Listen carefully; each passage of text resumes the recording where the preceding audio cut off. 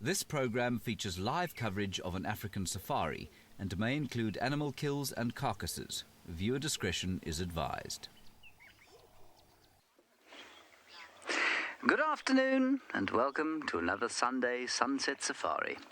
Here in the great wilderness of the northeastern parts of South Africa. My name is James Henry. David is on camera. Hello. That is his thumb. And over there is a mixed species antelope group of Kudu and Impala. I'm going to go forward so that you can see them, while I tell you that, as always, the first 45 minutes of the show will be dedicated to answering the queries of children and those pretending to be children. You can send us your questions to kidsquestions@wildearth.tv. And anything you'd like to know about the wilderness, Africa, or, you can try us on any subject and we'll do our best to answer it. Just send them through. We shall open the floor at 4:15 for everyone else. Now, two things I need to tell you. First of all, many of you, of course, have been following the fact that we had Tundi's cubs 2 days ago. Tundi, a 13-year-old leopardess who is one of our very favourite characters here at WildEarth. She crossed into Torchwood, which is the reserve to the east of us, yesterday evening. We had this confirmed by, first of all, the tracks this morning, and then they've set up a trail camera there, and she passed with two cubs. So both cubs are absolutely fine, and they're in Torchwood now. So that's the one piece of semi-good news. Good news because the cubs are alive. Bad news because they're not here anymore. So we're not going to see them for a little while. The other thing I need to tell you is that there was some leopard around here, we think, causing a great big stink with the Impala earlier on. But before we try and find the leopard, you're going to go up to Ngala, where they have got the continent's second most endangered carnivore.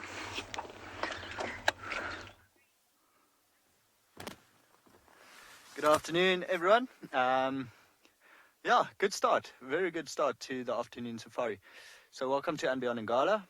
My name is Rowan, and you'll be with me and Marcel behind the camera this afternoon. So we just managed to find this pack of our dogs, and you can see actually all of them are still standing and looking around. It's pretty much my fault that all of them are that alert. So we had a report this morning from Scott saying that he saw wild dogs in this area, but then they crossed off the road and he wasn't able to, keep up with them.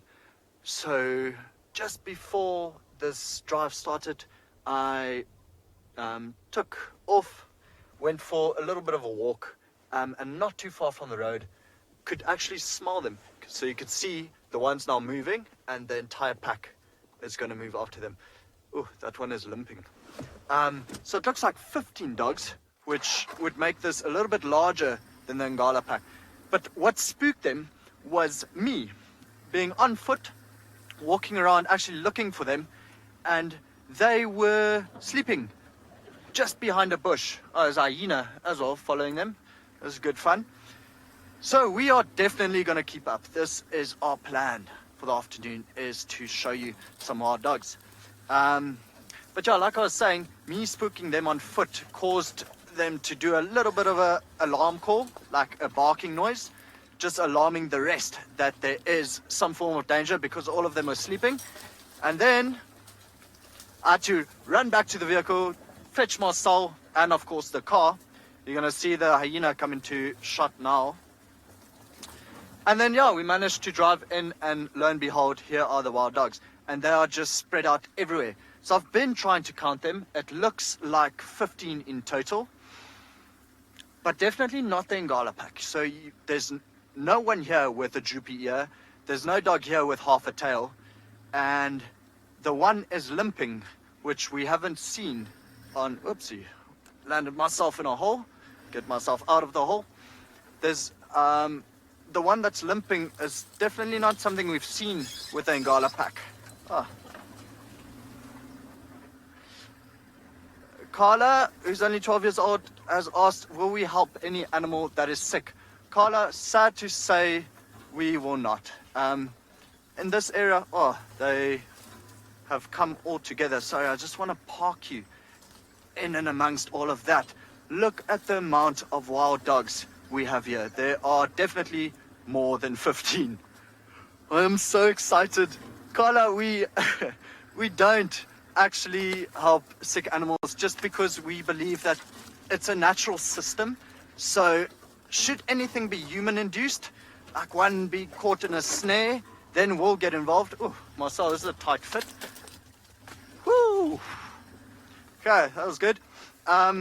Then we will get involved. But otherwise, if it's anything natural, just look at that. Look at the amount of dogs there. I think we are in for a very fun afternoon. But yeah, if it's anything natural, then we don't get involved. Only when it's human-induced. So sick animals, sadly, Carla, are going to just have to die naturally. Or heal themselves naturally, which is often the case, what happens here. So with this wild dog hunting, the one limping, he might actually just be fine.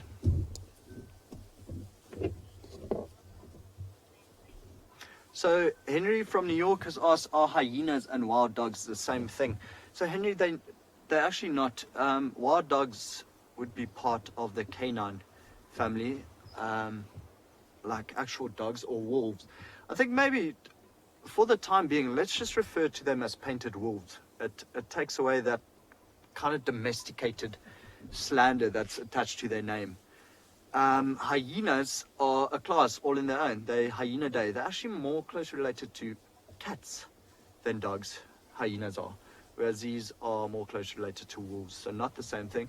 However, you'll always find, or you often find, hyenas following wild dogs because they are such successful hunters that hyena, especially in this part, being an incredible scavenger, will follow the pack around. And actually, that's one of the things that helped me and Marcel find them again, is we were following a battalier that was circling the area. So when they saw me on foot and it spooked them, the battalier gave away their position slightly. How beautiful is that? It's a very good looking pack. Quite light colors. I know there's one very dark dog. It looks like they're all going to settle in the shade here. Lovely. I've still not been able to count them. I think with all the excitement and all the questions, I've really not had the chance to. But I think we are set for the afternoon. I have changed my shirt, changed my shorts, wearing different socks. I've literally changed my whole uniform because this morning we were looking for elephants and we were unable to find elephants. So I'm not really a superstitious guy, but every now and then a change is required. So while we watch where they settle down, we're going to send you back to Lauren on Djuma.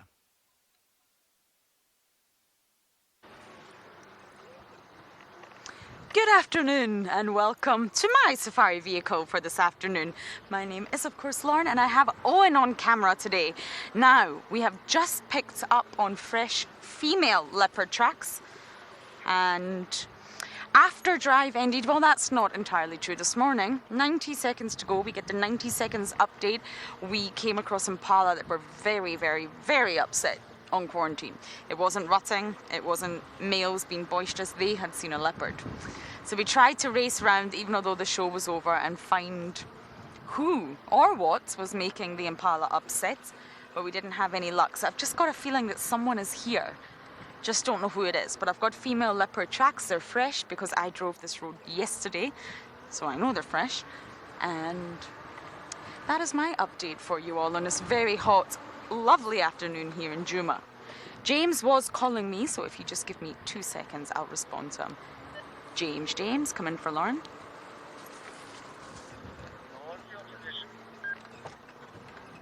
James, I'm on Balanites and we've got fresh female leopard tracks heading into the property. Copy, what direction they're going? Coming from Triple M, heading into the property. I'm going to go down Rebecca's. Okay, copy that. Sorry, James was looking for me earlier just as I was about to go live. Just curious as to who could be here and who was making those Impala upset, but there's no point in speculating. We may as well do the groundwork and find out for ourselves.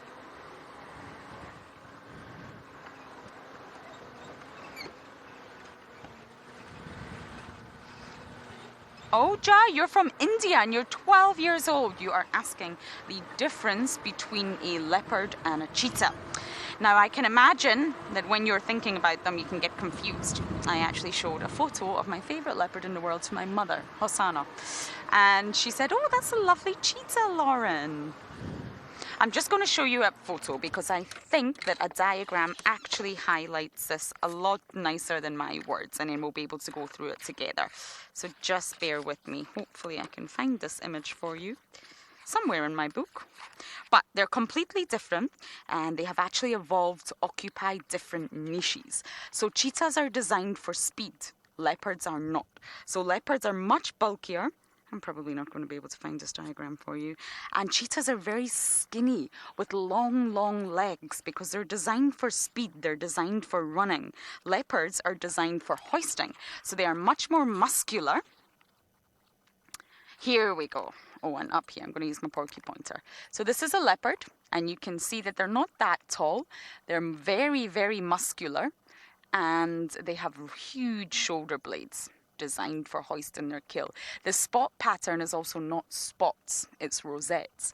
Now, if we look over here at the cheetah, cheetahs have very, very long legs. They're skinny. Look how skinny that tummy is. They've got a light skeleton so that they can run fast. If they had lots of muscle and a heavy skeleton, then they wouldn't be able to run as fast as they do. They also have a very small head in proportion to their body, and this is so that the skull is light. Their teeth, they also have small teeth in comparison to a leopard to keep that lightness. Now, if we look here, I think this is the best diagram. Cheetahs have tear marks. They have the black tear marks going from the inner eye all the way down, and their spots are actually spots. They're not rosettes.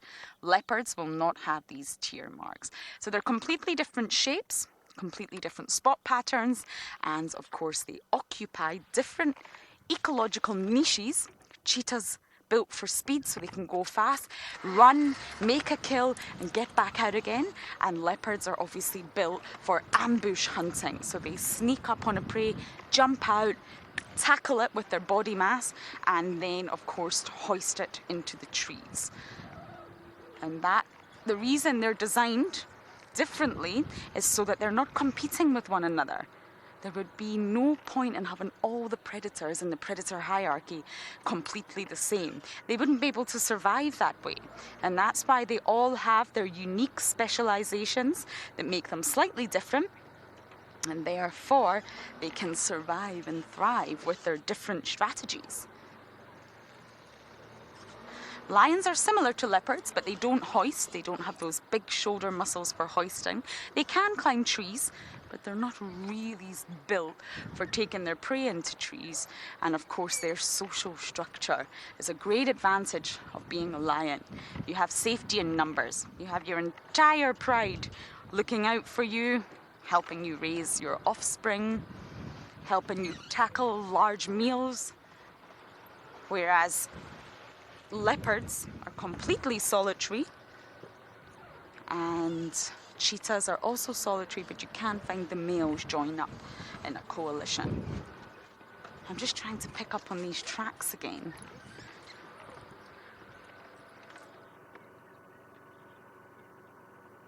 I think we've got them. Let's just take this road anyway.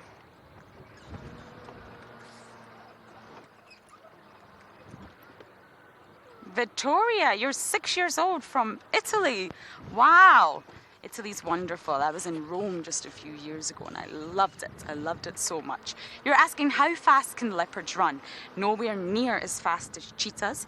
They normally run between 50 to 60 kilometers per hour. And that's an average figure, of course. And they can't sustain the speed for too long. So they'll ambush their prey, then they'll run for short bursts of speed, and then they will have to rest again and recuperate. They're not designed to be fast runners like cheetahs. But they can run fast when they want to.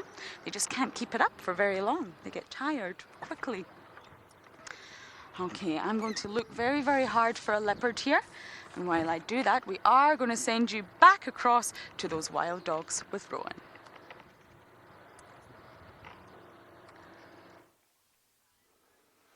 Okay, so we managed to get into a bit of a clearer position, and looks like the dogs are settling down for a bit, or the painted wolves.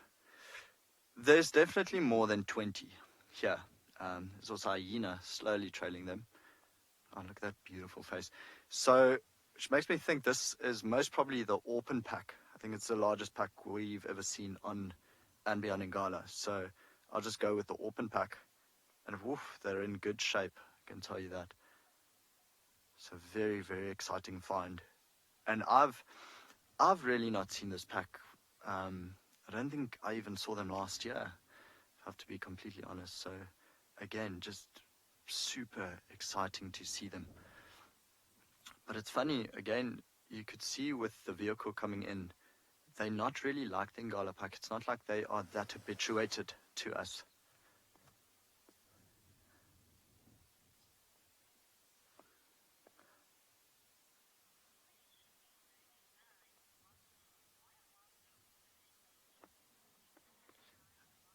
Lisa from Boston has asked the age-old question, why are wild dogs so endangered? So Lisa, I know they are considered the most successful hunters out here. It's just there are a number of things or factors that count against them. They're not the biggest predator. So anything from, well, one-on-one hyenas could take them out. Lions definitely kill a few wild dogs. A leopard one-on-one, same thing. And then within a pack, only the one female would give birth. And again, it's like ribbons, cubs. The female would give birth in a termite mound, but then the rest of the pack have to go hunt, and they come back, and they usually leave a babysitter. But I mean, the youngsters are very, very vulnerable when they're small. I mean, they're born literally blind, deaf, and just useless. They're actually not the prettiest babies, if I have to be honest. They look like naked rats a little bit with white tips on the tails. But like anything, because it's a baby, it's considered cute. And then they also used to be, well, killed off by farmers quite a lot. Because of their success, they used to hunt quite a bit of livestock. So it's very sad. And this is exactly why you can ask any ranger, but we get so excited when we see wild dogs, when we even get that whiff, that smell of wild dogs. So anyone who's ever experienced it, it's really not a pleasant smell. I mean, they stink, if I have to be completely honest. But because of them being so rare and so endangered, it really just makes us so excited. So we are going to sit here for quite a while, wait for them just to wake up, see what they do this afternoon. And I don't actually think we'll move for the afternoon. So while we wait, we're going to send you back to Djuma and James, who's got an elephant. Yes, more than one elephant, and if I was Rowan, I would be doing precisely the same thing. I would be sitting with those dogs for the remainder of the day.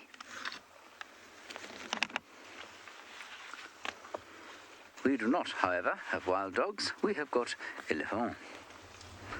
And these elephants are very relaxedly browsing towards the top of the road where we're sitting.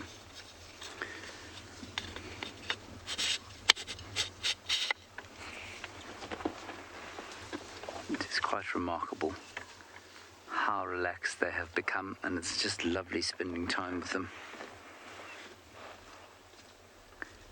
Hello, Freddie, all the way in Amsterdam. We think that elephants can smell water, yes. They certainly seem to know how to find it with relative ease. Now, whether that's because they can smell it, or whether they remember where it is, or whether they were taught where it is by the older elephants, or a combination of all those things, I'm not sure. But you'll probably find it's a combination of those sorts of things. That makes sense? Good question. Freddie?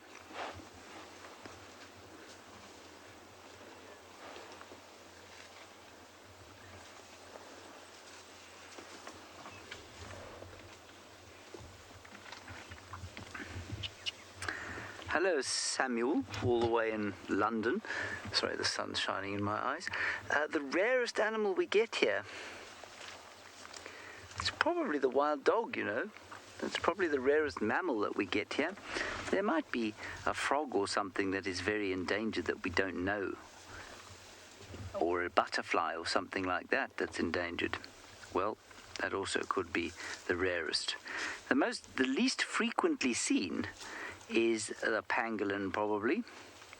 So although we don't see them very often, we do find evidence of them fairly frequently. But a pangolin could be considered one of the rarest, yes. You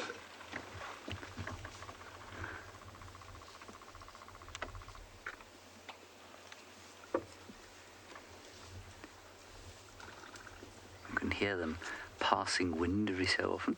Now they do that a lot because they are hindgut fermenters. And I know that's a difficult concept to understand, but basically there's a chamber in the back end of their digestive tract, so behind the stomach, that is full of their grass and leaves and bark and pods, and there are a whole lot of bacteria in there, and those bacteria are helping to digest the food, and they make a lot of gas while they're doing it. Now there's an interesting one in the middle there, Dov, just walking in front of the mother there, and she's got no tusks.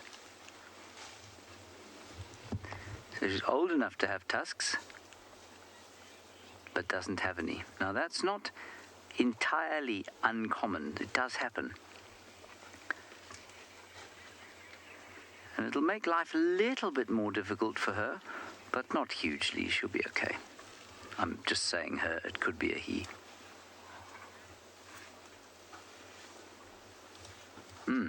And Hunter in Maryland, you're in Boston, and you were wondering if all elephants have tusks. Well, in the Asiatic elephants, only the bulls have got tusks, so only the males. And in African elephants, both have tusks normally, but you do get individuals of both, bulls and cows, who are born tuskless and just don't get tusks ever. So that's just a bit sort of strange, I suppose. But it doesn't really harm them. They use their tusks quite a lot for breaking off branches and for digging up roots and for scraping bark off trees. But you'll find that they're very adaptive. So those that can't use tusks will learn how to break branches with their trunks, dig a little bit more effectively with their feet, and then use their trunks, maybe get down on their knees to bite off roots. I suppose the only real thing that they would struggle to do is take the bark off a mature tree.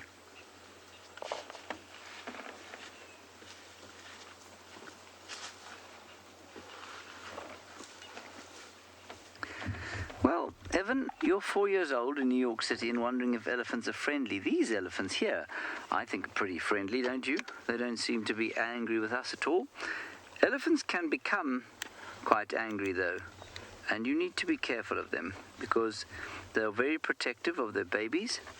And so if they feel like their babies are threatened or they are going to be harmed, then they will become very unfriendly. But you can see, for the most part, these guys are friendly. It also depends on the experience that they've had with people. If they have met people before and they've got a fright and they've had a horrible time from those people, say those people have shouted at them or chased them, then they can be very unfriendly. If they think that people are going to be unkind to them, then yes, they can certainly be unfriendly. But if they're left alone, like these guys here, they're pretty friendly. But you always take a good distance for elephants to assess whether they are upset or happy, because an upset elephant is a potentially dangerous one. So we always give them a bit of space to start with, and we always watch their behavior very carefully to make sure that they're not upset.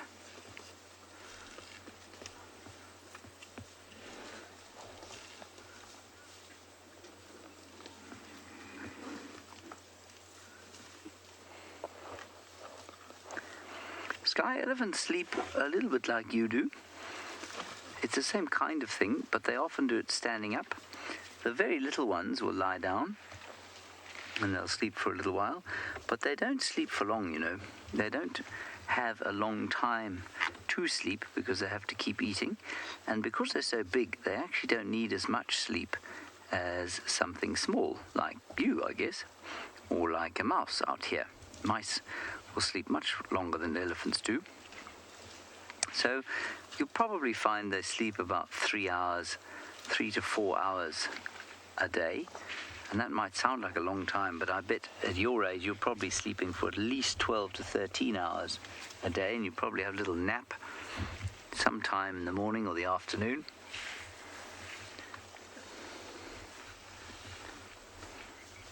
So elephants sleep much less than you do.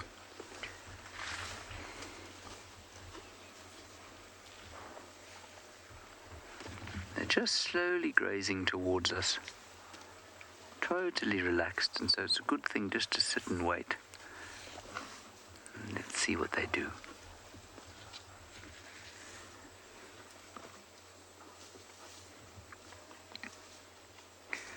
Alright, now we're going to go back across to Rowan and his stags.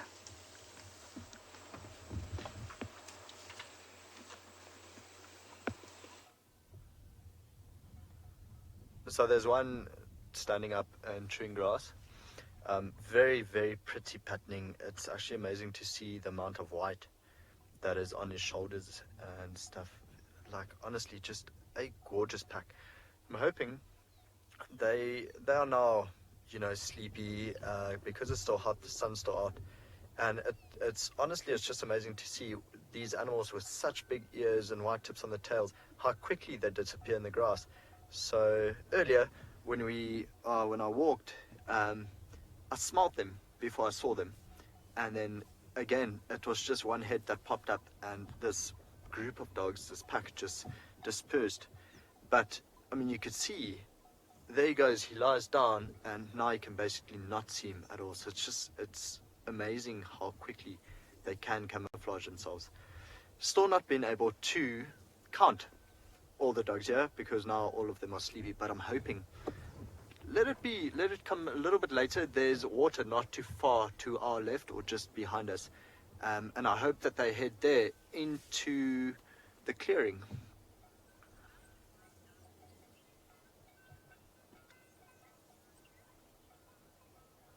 Alexandria from France, they were just communicating with each other there. It's actually it's an exquisite noise. It sounds a bit like a bird chirping. So of course, it also depends on the situation, but when they are rallying each other, getting ready for the afternoon activity, it's almost like revving each other up, you know, happy, then you'll hear that. And I actually have quite a few vocalizations. Again, it just depends on the situation. If there's any sign of a predator, it's usually like a low growl that alerts all of them. So there are different ways of communication, or vocal communication. It's usually funny, especially now, to watch them hunt in this long grass, because you often see them hopping up and down, up and down, up and down, because they can't really see what's in front of them. So when they hop above the grass, they're just quickly checking around, see wherever what is, and then they go down, they run a few paces, and they hop up again. So they not really the type of predator that will go for ambush or try ambush prey at all. They'll just head straight into whatever they feel like having for dinner or breakfast.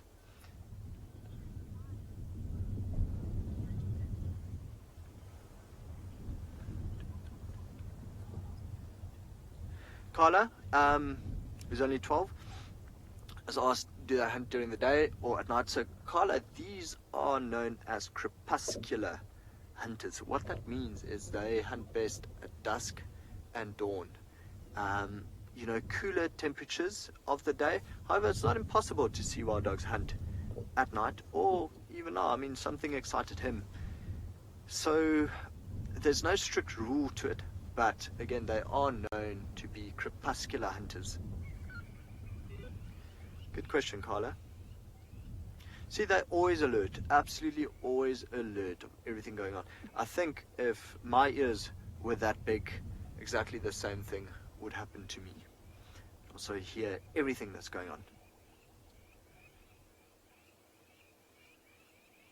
Of course, I have to be careful. I mean, if there are any lions in the area, they would not survive. So some of the youngsters, probably last year's litter, has gotten up and they are looking in the direction of where those birds flew up. Those are crowned lapwings, which are usually ground birds, might have their nests on the ground there. So something spooked the birds, and then in return also spooked the youngsters.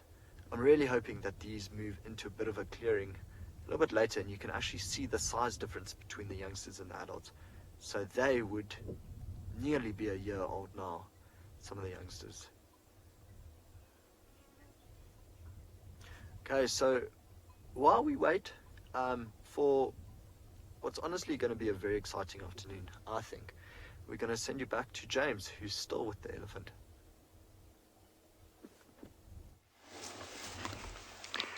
We are still with our elephants. The big cow of the group, so the big female, is slowly walking towards us, showing no sign of discomfort. So we'll stay here. We thought we'd leave them, and then they just started walking out of the beautiful sunshine, so we thought we'd wait for a while.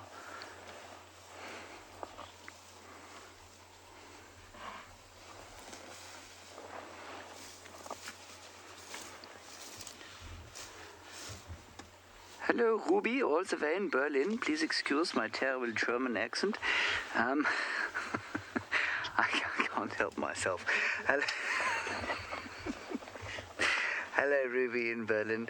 They have to drink water twice a day quite often, but they can manage once a day, and they can, if they really are pushed, go for 5 days. The elephants in Namibia sometimes have to go for 5 days without water, but if they can, they will drink every day. Often twice if it's really hot. I do apologize for that, everybody. Whenever I hear of somebody from somewhere else, so if they're Irish or German or French or Scottish, I will invariably, or American, try and take off the accent, normally very badly. So I apologize for it. It's just a tick that I have.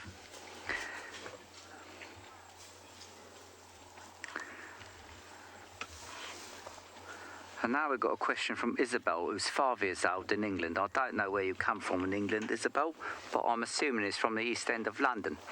Isabel, I've forgotten your question, so I'm going to ask for Kirsten to give it to me again in my ear. Here it comes. Why they got big ears? Isabel, these Ellies have got big ears because they got to hear well, okay? It's like the big bad wolf in Little Red Riding Hood. Do you remember that big bad wolf that said to Little Red Riding Hood when she said, "Whoa, Mr. Wolf, you got such big ears. Why are they so big?" And the wolf said, "Well, but all the better to hear you with."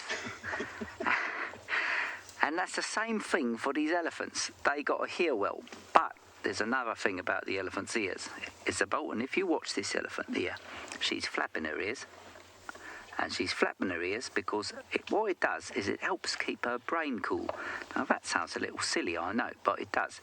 The blood flows from her heart into her ears and then into her brain. So if it's a really hot day, she just flaps her ears a bit and her brain stays cool. And that's why, Isabel, elephants have got such big ears. That's probably nothing like what you sound like, but I just couldn't stop myself.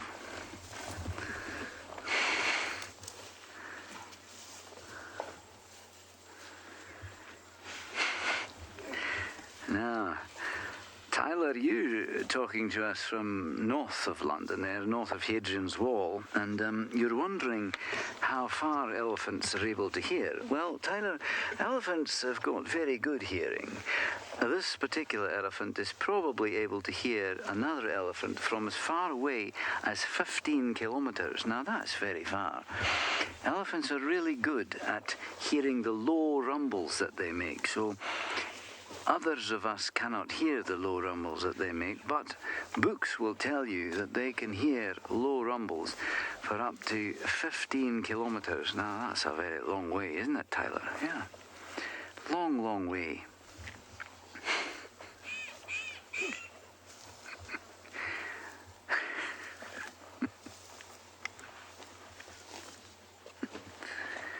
If you want a proper Scottish accent, Tyler, I suppose you could just talk to yourself or listen to Lauren when she next speaks.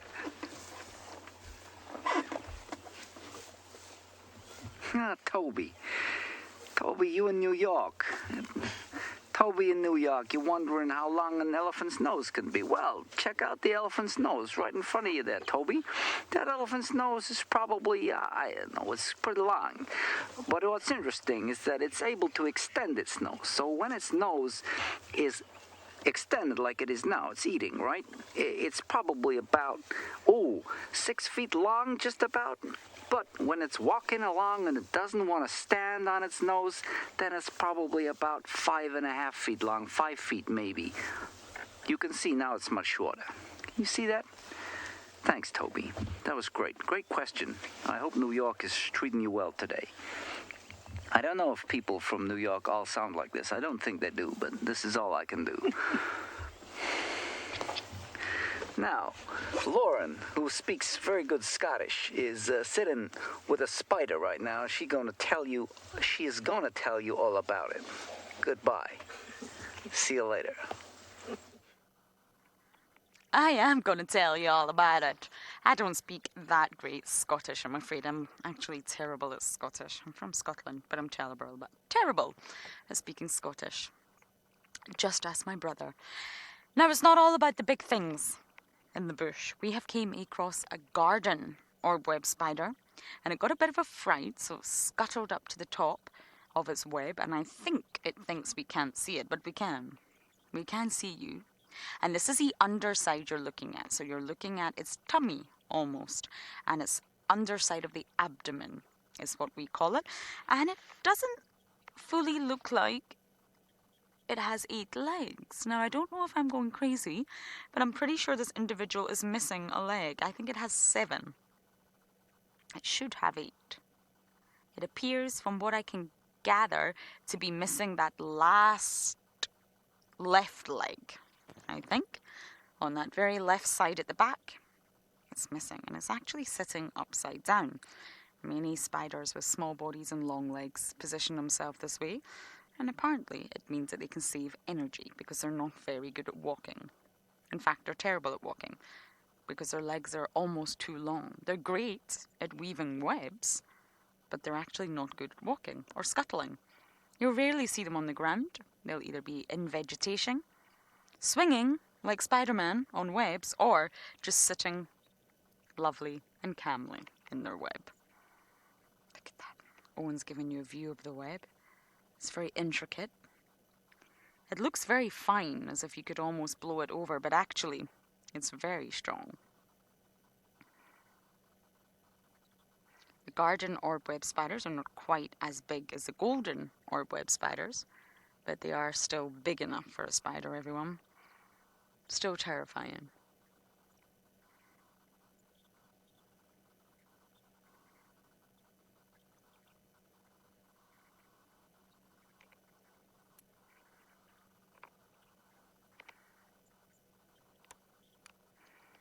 I was really hoping it would start to move again so you could see how they move. I sometimes struggle to walk in a straight line on a normal day with 2 legs. Can you imagine how it would feel to have 8 legs and have to move them all in such a manner that is coordinated and you don't get completely tangled up in yourself? Now, a fascinating thing about spiders, everyone, is that they do not have red blood like us. Their blood is blue. Completely different. And spiders are not the only sort of groups of organisms that have blue blood. There's more, and I'll come to that. And why that is because humans' blood contains iron. That's why we always must eat iron-rich foods so we don't become anemic. And iron is red. So that essentially binds to a thing called hemoglobin, which transports oxygen throughout our bodies in the blood, and that makes it red. But in spiders and many, many other organisms, the oxygen binds to a different molecule. It's not iron. It's not hemoglobin, it's hemocyanin. And that contains copper, not iron. So therefore, copper makes the blood blue. And octopus are the same. Octopus also have blue bloods. So do squid. So do many arthropods like crabs. Crustaceans, they also have blue blood. And it's all to do with that molecule that is in the blood that binds to the oxygen, to transport it. So spiders do not have red blood. Fascinating, huh?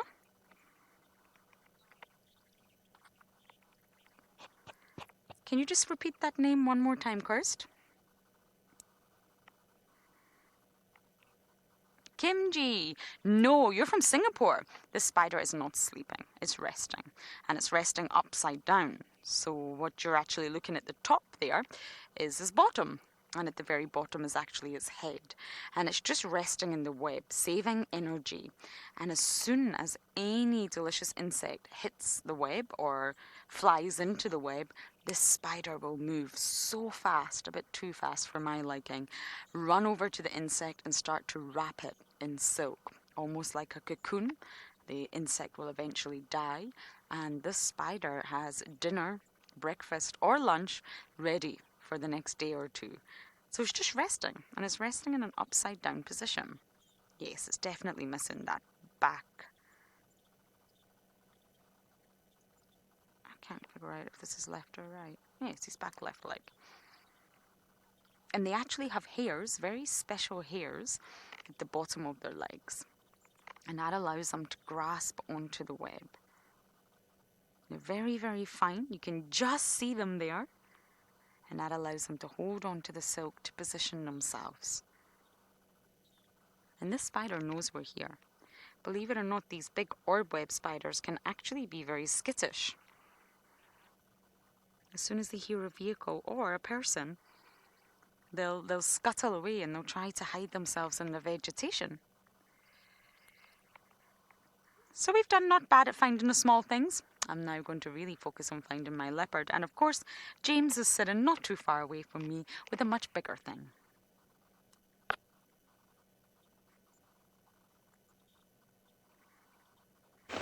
What a lovely view of the younger elephant now, sitting about to mangle a spike-thorn tree that looks like it's been mangled many times. But he's decided against it. So now he's mangling some creeper. Look how he's finding it underneath the broken bit of stick there. It's quite impressive, really. So careful and gentle in the way they do that.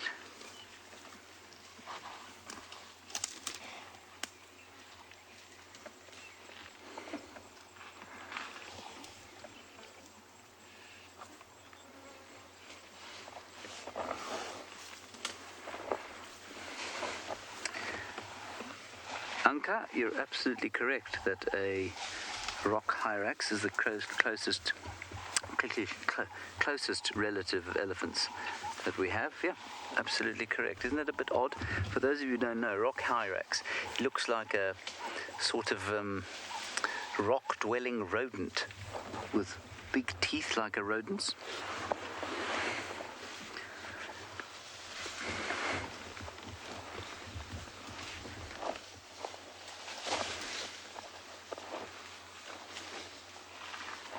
I'll try and find you a picture while you look at those elephants.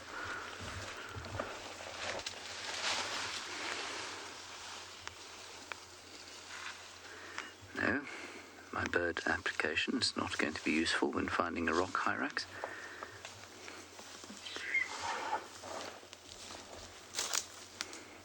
So this here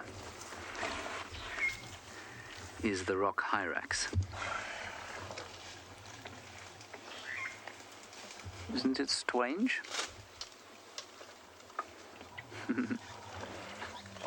closest relative of that magnificent beast then is probably about, oh, I don't know, maybe about 30 centimeters long.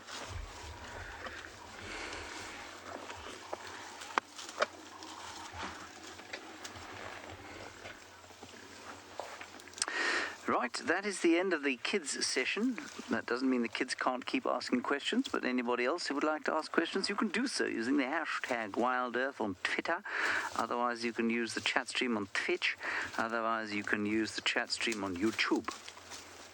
As I always used to say when I thought I was very funny in my younger years, don't send us an email, at least a mail, or a carrier pigeon. The carrier pigeon is an outdated mode of communication, and the postal service in South Africa hasn't worked for 3 years.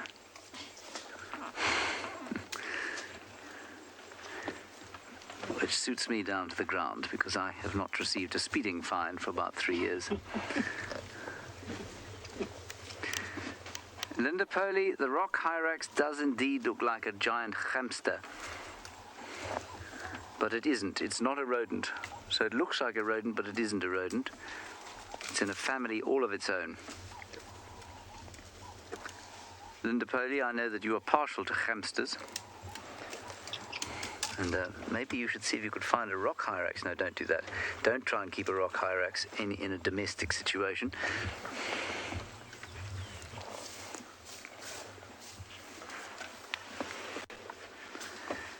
Can you actually see behind this bush, David?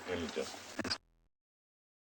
Looking at is a torchwood, or Balanites magami. Right, we are now going to desire to try and be Brad Pitt in Snatch now is overwhelming. You're going to go across the road now.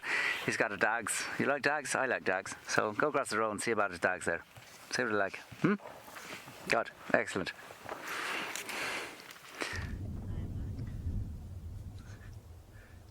I didn't really catch the whole accent thing, but yeah, we are still just patiently waiting for this pack of painted wolves to wake up and go for the afternoon hunt.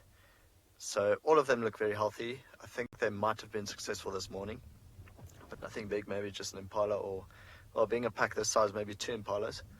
Yeah, but we've now decided to park downwind of them, so we're catching the whole whiff. Oh, one dog gives up. Catching the whole whiff of the smell, everything.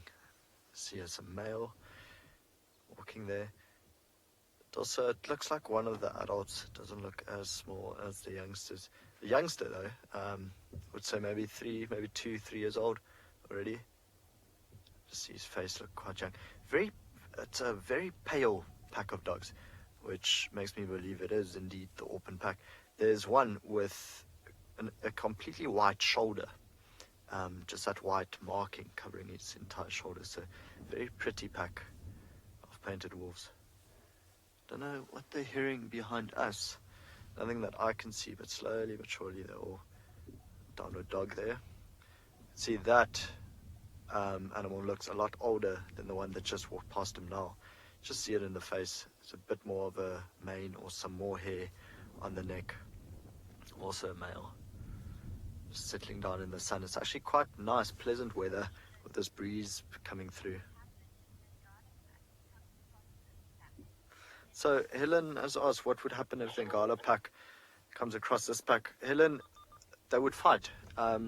We actually think that might have been what happened to the Ngala pack the other day. I don't know if you remember or you watched the show when Sean had them. What was it, 3 days ago? Then the one had very floppy ears and the other one also limping a little bit. And I think these packs might have met. And we've seen it before.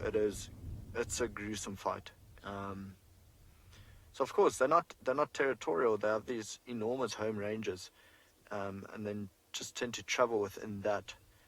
But if they do come across other packs, it is often a fight. Of course, this pack is, I think, really twice the size of the Ngala pack. Around these areas, there's, I believe, plus minus, give or take a bit, around 250 painted wolves or wild dogs in this area. I mean, it's a big area, but at this stage, we have more than 10% lying right next to us. Marcel, how incredible is that? Marcel's also in his happy place. Big smiles. I love it, dog. He loves the dog. So yeah, Helen, sadly, there'll definitely be a fight, and it's not a nice thing to see, given that they are so endangered. It's just never really nice to see predators fight with one another. You wouldn't believe there are 20, 25 or more dogs right here, would you? I can see 5. The ears of the 6th. Quite a few of them are right behind this African weeping wattle. Just lying down. Also just waiting for the temperature to dip down a little bit. So I'm hoping from here that they run north. There's a bit of a watering hole, and further north of that, very big open clearings. And it should be quite fun to follow them through there if we can keep up, which I'll try my best to do.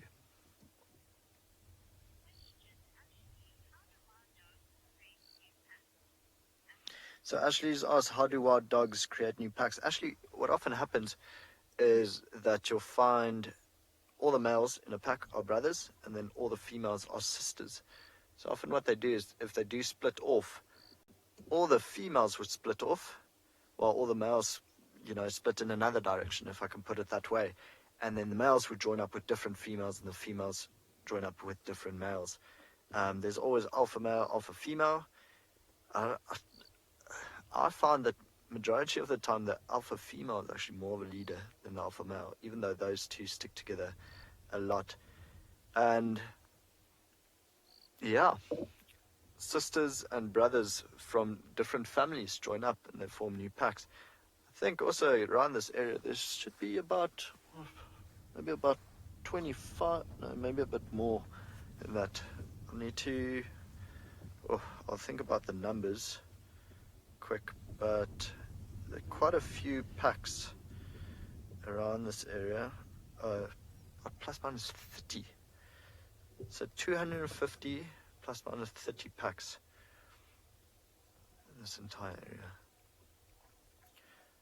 So yeah, it was actually quite amazing. When was it?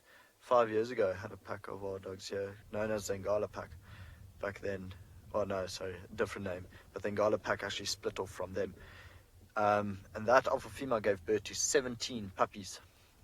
That was a sight to behold. Her stomach was so big. Of course, not a very long gestation period, only about 70 days or so, 2 months, give or take. Just due to their lifestyle, being hunters where they have to run for long distances and run very fast, they can't actually have a very heavy tummy for a long time. So a very short gestation period, which again means that the puppies come out blind, deaf, and helpless. See, some of the ears are pricking up and looking to the left. They'll be able to hear things that we have no idea what's going on. Again, very aware of their surroundings. I think a hyena, I know a hyena was following them a little bit earlier, but I think it settled down just further back. See, a bit more activity. One stands up, and it goes and lies down, a bit closer to the rest of the pack. So that one that's up now, that's standing, looks like it might be a youngster from last year's litter. Actually, we're getting to that time of year now, where they might den. Well, while we patiently just sit here waiting and taking in all the smell of the wild dogs, I'm going to send you back over to James with some elephants.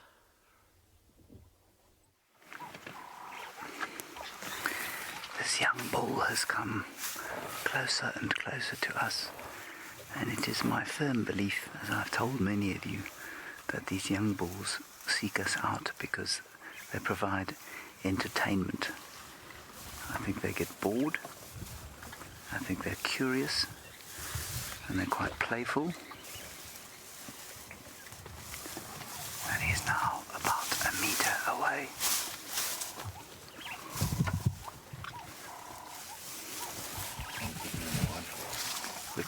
fit him into the shot.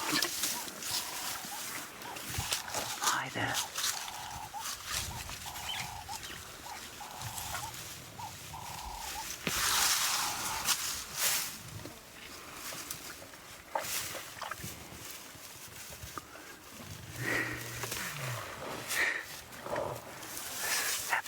Magic.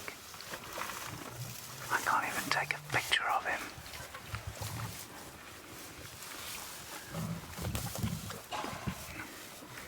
He's too close for me to focus on.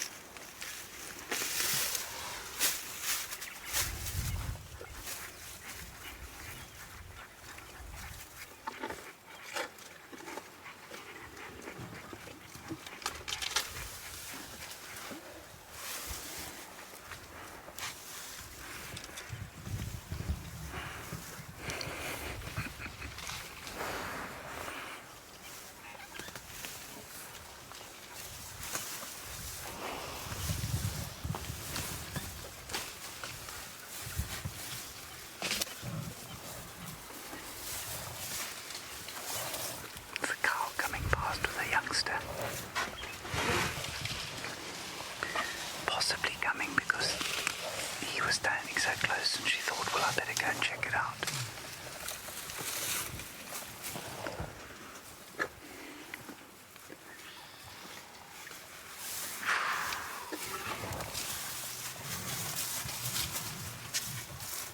Hello.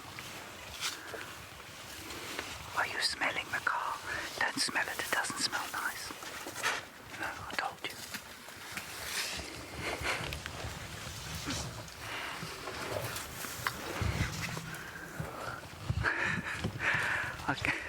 I can't tell you how special that is. How enthralled and privileged it makes one feel. And he just showed no indication of being vaguely upset with us.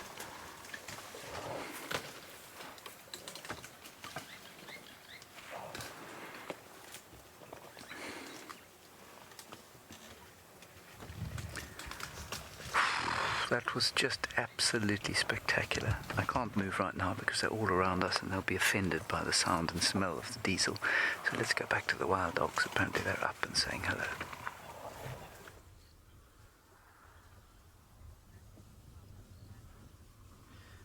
Okay. There's nothing more, well, it's nice to have an elephant that close. It is really, it's a rush, but the wild dogs are waking up. Actually, you can hear them. So this is that rallying I was talking about, like the pre-hunt rally. So it looks like maybe some dogs ate more than others. There you go. So it's actually quite amazing to see. It's like they're begging for regurgitation from some of the other dogs. It might be that some of them ate a little bit more this morning, and so they want food to come from the others. Of course, this is how the adults feed the puppies, is they'll take food back, or they'll eat a carcass and then just come and regurgitate around the den, and the puppies scoop up those pieces of meat. They often even do it as adults for the youngsters. Oh, I love this sound, that squeaky bird-like sound. It makes you so excited. You can often see the way they greet each other. Also, the ears go down, like a very submissive, but just a wonderful way for them to greet each other. You know, there's like the utmost respect and love within a pack of painted wolves.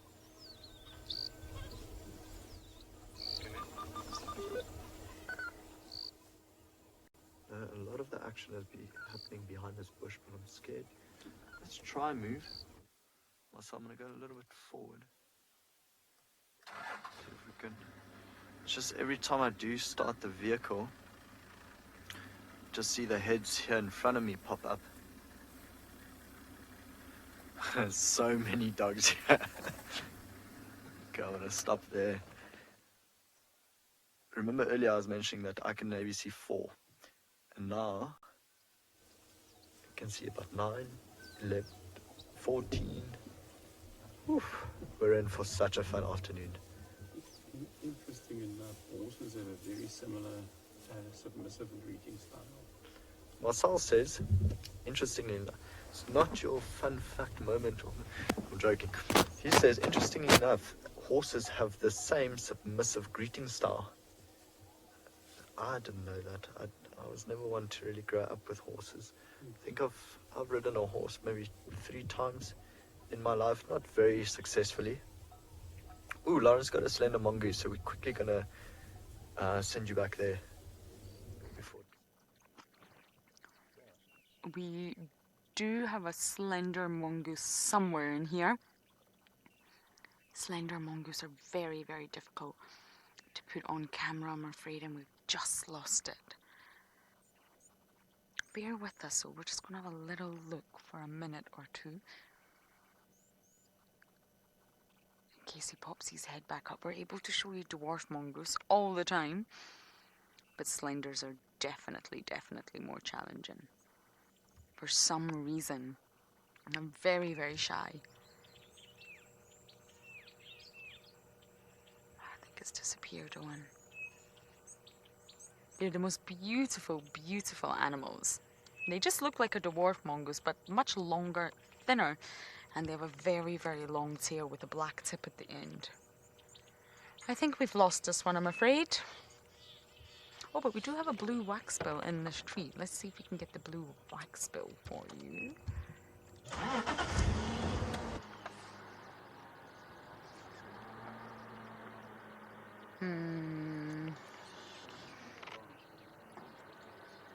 Can you see it?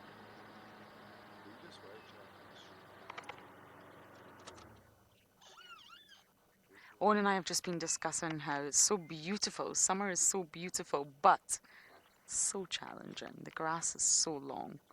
Really, we're probably driving past a lot of animals without realizing it because it's just impossible to see.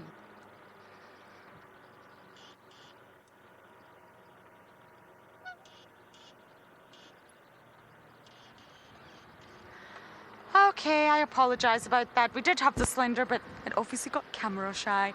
So, as I try and find something else, we are going to send you back across the James. That always happens with a slender mongoose. Just when you think you're going to get one on camera, they disappear. This is not the best picture we have of these elephants, but we can't really move from where we are without irritating them.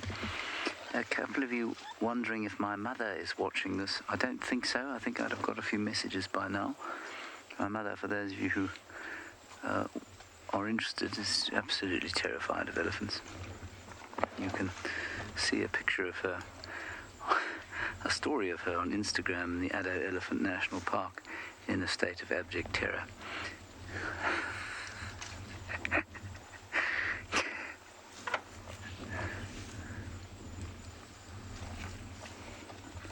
This is from her times in the Game Reserve.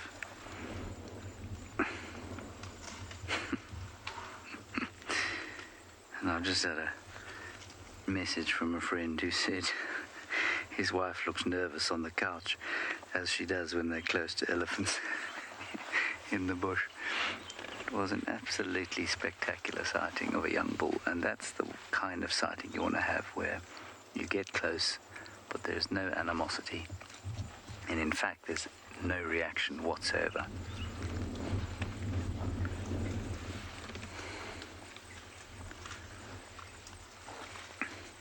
If anyone's wondering, there's no doubt that that elephant was interested in us. He came closer, gave us a little smell, watched, listened the whole time, but he was totally unconcerned. And that is a priceless interaction to have with a completely wild animal. It's not a domesticated animal, it's a completely wild elephant. If I got out of the car, it would be a totally different story. He'd take off at 100 miles or flatten me.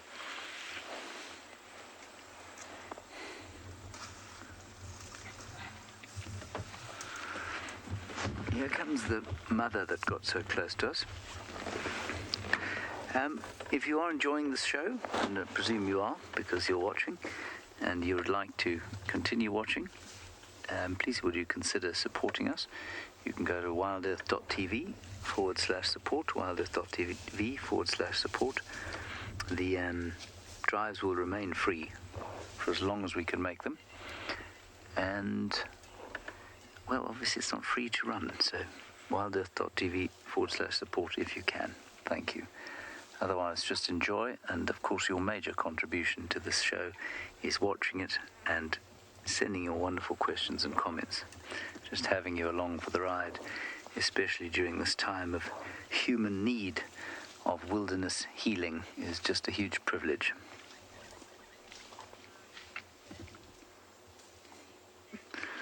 No, Tia, I don't think elephants are blind at birth. I think they are able to see at birth. They probably don't see very well. You know, I know that a human baby, for example, apparently don't see so good when it's born. I don't know for sure. I'm 99% sure they're not blind because they get up and they must move and find their mothers almost immediately. But I'm sure their sight is not as good as it'll get when they get a little bit older. So I hope that's a satisfactory answer. I'm going to go around to the back here because I think we'll get a sight of them maybe coming through into the sun. They must eventually come onto these clearings, I would imagine, unless they're going to go off to some water.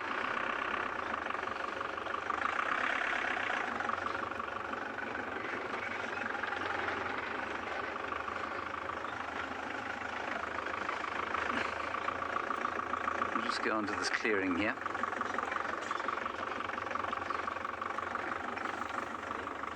Ooh, it's an unusual thing to have found. Let's go to Lauren.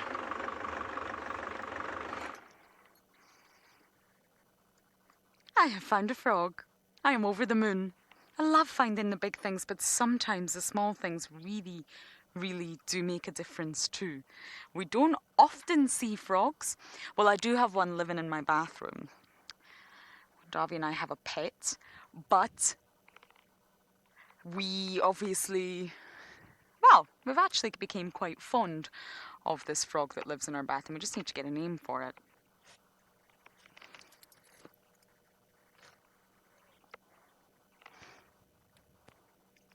Sorry about that. We're going to go back to the frog.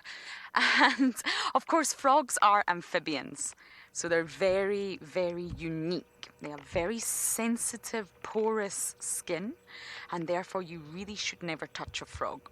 Because whatever bacteria or pathogens or chemicals or anything that's on your hand, you can actually transmit directly to the frog. So I have had to pick up frogs that are on the road a few times and rescue them. However, you should really, really avoid picking up frogs at all costs. Their skin is so sensitive. And of course, the sort of lines of development, along the lines of evolution, they came after the reptiles. So amphibians were designed before the reptiles, amphibians were designed to be very much water-based. They rely on the water. They require water. They can't actually survive without it.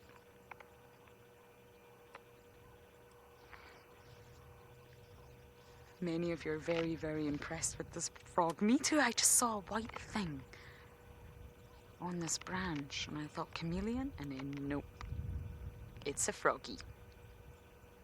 So they're the evolutionary, amphibians in general are sort of the evolutionary tie in between aquatic and terrestrial adapted creatures. So they're that link between the organisms in aquatic environments, such as the ocean, and then, of course, organisms that made it onto land. They're that evolutionary link. And this is a foam nest tree frog, and these are the ones responsible for rubbing their hind legs together and, of course, whooping up foam that they put their eggs into. And that's what we see, these big meringues hanging off the trees. It actually belongs to these frogs. And it's really, really amazing how they do it. It's produced from the female's oviducts. So she will secrete a liquid, if you like, and she moves her hind legs rapidly together, and it whips this liquid up, and therefore it creates a foam. And we see these foam nests everywhere in summer. They do completely disappear in winter, but we see them everywhere in summer. What a lovely, lovely sighting. I'm very happy to see my frog. And as we bumble to see what other weird and wonderful creatures we can find, I'm going to send you back across to the wild dogs.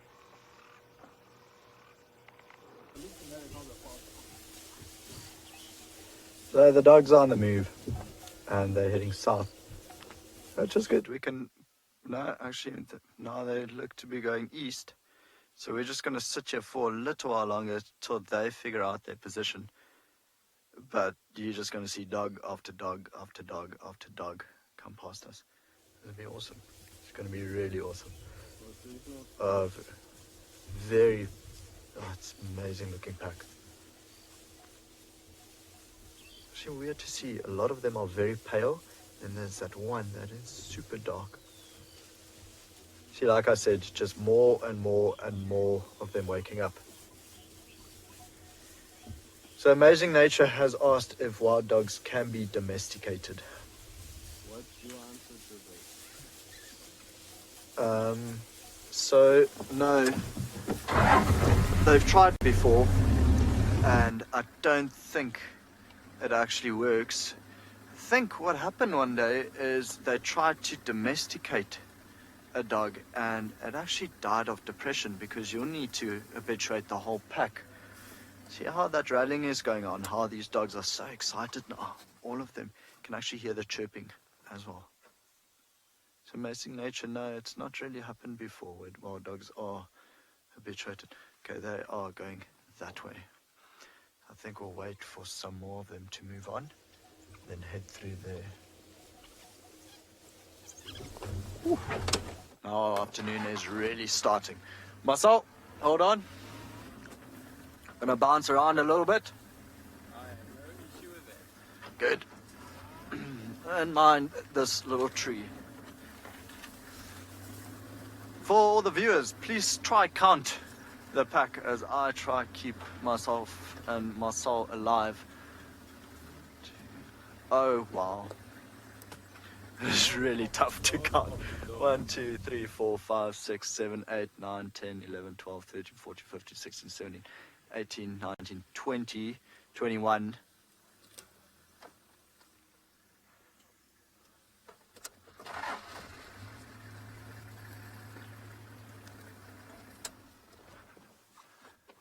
Oh. This is really, I mean, if they go hunting, they'll definitely meet more than one Impala.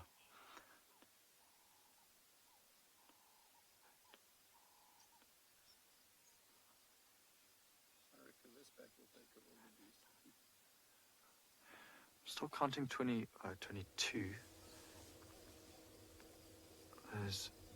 So you can see one of them is leaving at quite a trot, and so eventually all of them will just get up and follow. Even Curse is saying in my ear that this is amazing, and I completely agree. This is very cool. Interesting to see what they choose as their prey.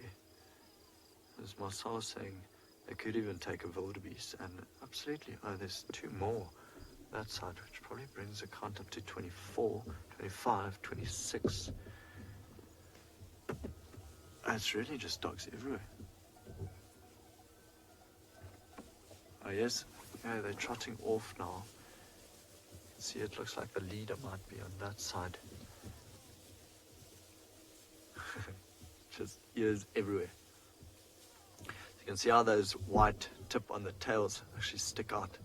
And for them, again, it's a beacon to follow. It's one of the things they look for when they are all running in a line, which they are doing now. You just hear the grass rustling as they do move. Oof, I think we're in for a bit of fun. Hopefully they move through an area where we can actually drive. Curse is saying good luck keeping up with these guys. Luckily, Curse, they are, so far that we've counted, There's 26 of them, so I don't think it should be too hard to follow. For now, while we try to follow, we're going to send you back to James, who's got an elephant still by his car.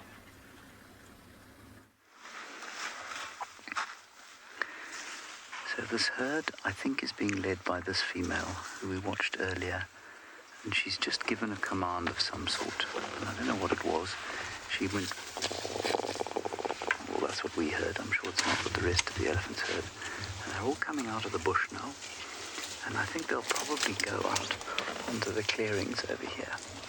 And she's just come up to us, almost to provide some kind of barrier between us and the rest of the herd as they come across this little road that we're on.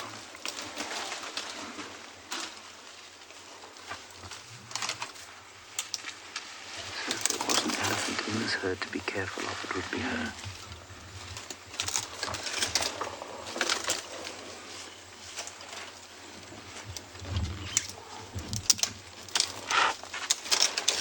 We're just going to sit very quietly. There we go.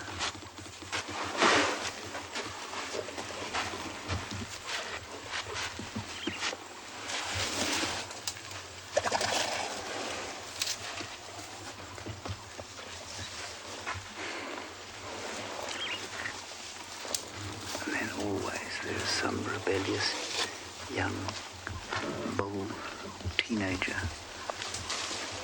who is refusing to adhere to her instructions. So what's going on here is quite interesting. She's over here and she's watching him quite carefully. All the rest of the elephants have stayed that side of her. And this young bull, who is clearly just like a human teenager, has said, you can't tell me what to do, I know what's going on here.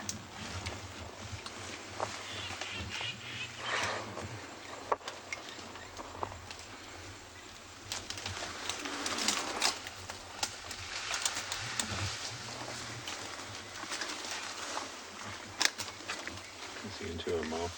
You see into her mouth. You see her teeth.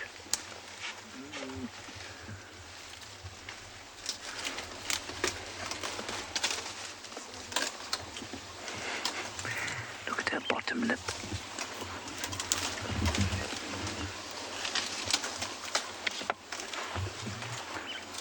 I think she's pregnant as well. If you look at the side of her belly when she's out from behind this thicket, I think you'll see that there's a big swelling just behind her rib cage. I'm pretty sure she is with calf. There, yes, definitely. There's a wee one in there.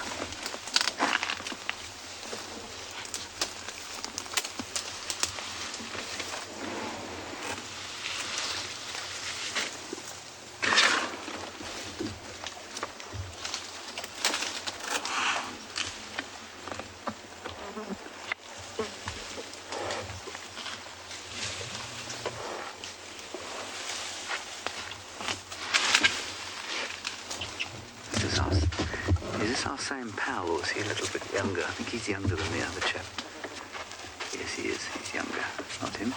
He's not quite as brave as the slightly older one. And the matriarch's walking off behind us.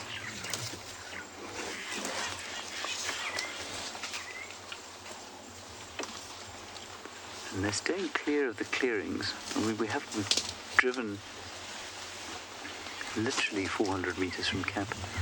They're staying clear of the clearings outside the camp. I don't know, is there a wound on the head? Another gorgeous moment with the elephants, and now we're going to go to some action with the wild dogs up at Ngala, who seem to be multiplying at a terrific rate.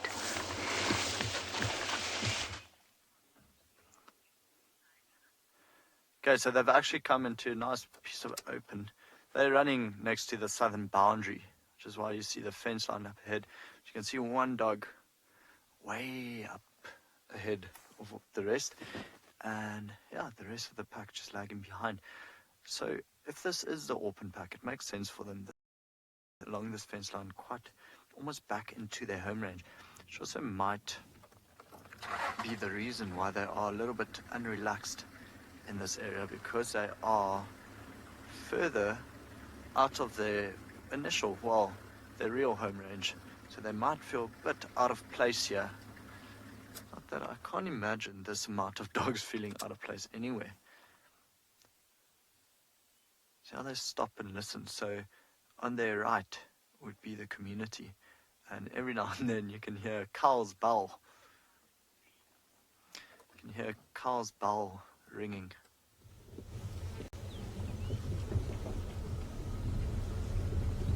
Just rolling forward. Yes, it's amazing. They go off the road, they disappear, and they come back on the road, and it's just another one followed by another one and another one. It is absolutely spectacular. Oh, there's water here, that's why. Okay. There's water just off to our left. But 1, 2, 3, 4, 5, 6, 7, 8, 9. I'm still trying to count them, and it's nearly impossible because they keep moving. So Hyena slowly following them. He's keeping up quite nicely. He's just past the water now. Oh, that light on them now is just spectacular. It's absolutely gorgeous. Golden light lighting up the golden fur.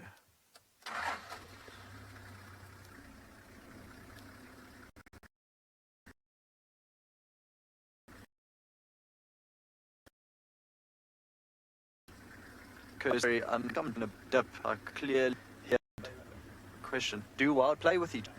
Oh, absolutely. That's how really any predator in this area learns. I'm out of words. I'm like literally having this amount of dogs just staring back at us is wow. Things really, the only way I can describe it is wow at the moment.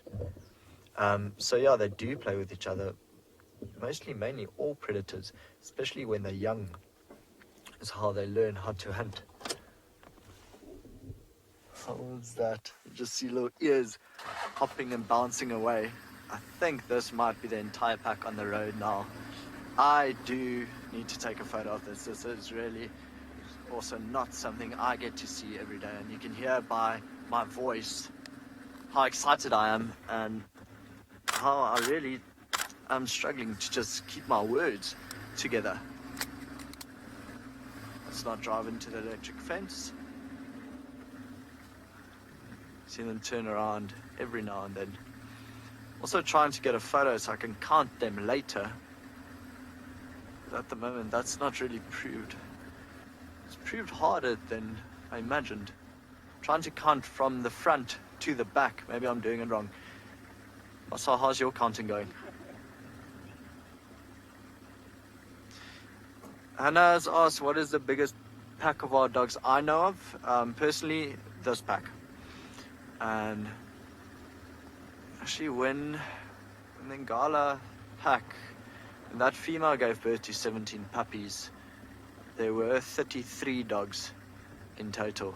Not all the pups survived though, so this is the largest pack of really adults that I've ever seen.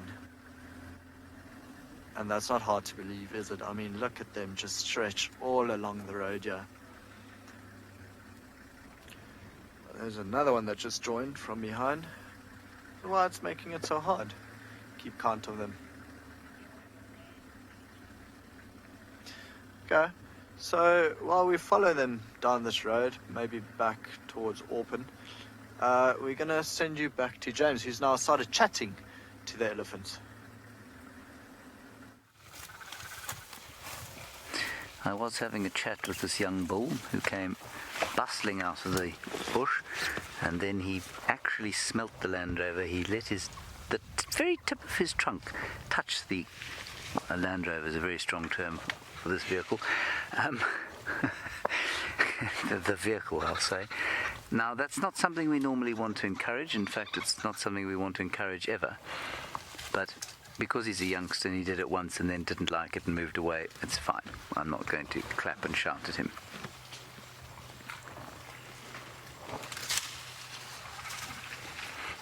Now, very happy birthday to Connor. who is 13 years old. I believe he's enjoying these drives. Happy birthday to you, Connor. I hope that your movement into the teens is not as tumultuous as mine was. Well, mine happened about 3 years late, but you know what I mean. Have a wonderful birthday, and I hope these elephants and wild dogs are an excellent birthday present for you.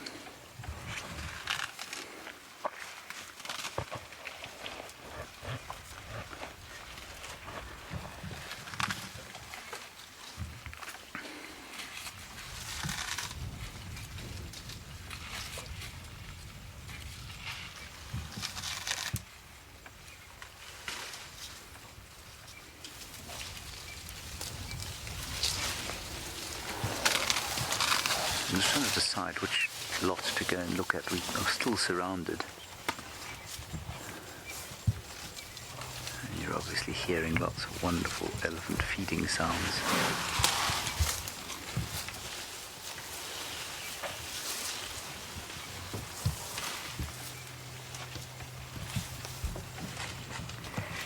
Let's just shift you a little forward. You know, it's so amazing how often when you sit, in other words, you don't move around, things just kind of come to you, especially with a herd of elephants like this. Sorry, chaps. No need to worry. You can see they really don't like the sound of a diesel engine. But now they're coming to see what we want and why we've stopped.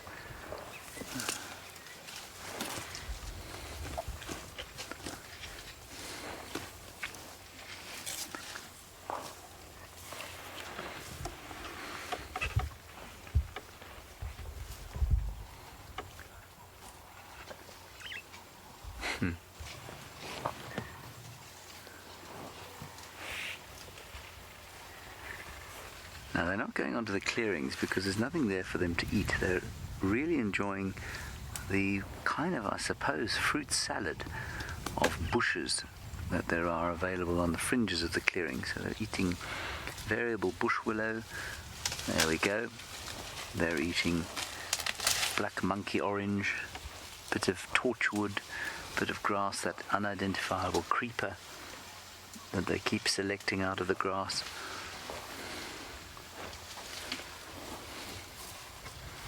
Right, here comes our next friend to say hello.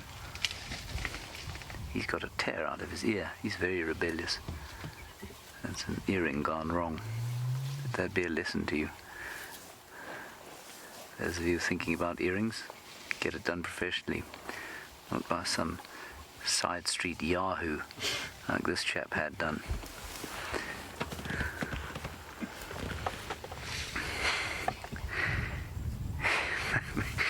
Make sure you've got a reputable jeweler or tattoo artist before you go decorating your body, otherwise you'll end up like Simon here, who didn't take his mother's advice.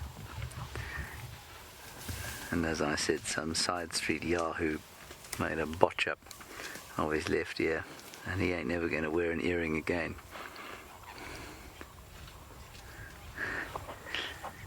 Now we are going to head back to the wild hounds, all 26 of them. They are now apparently trotting down the road.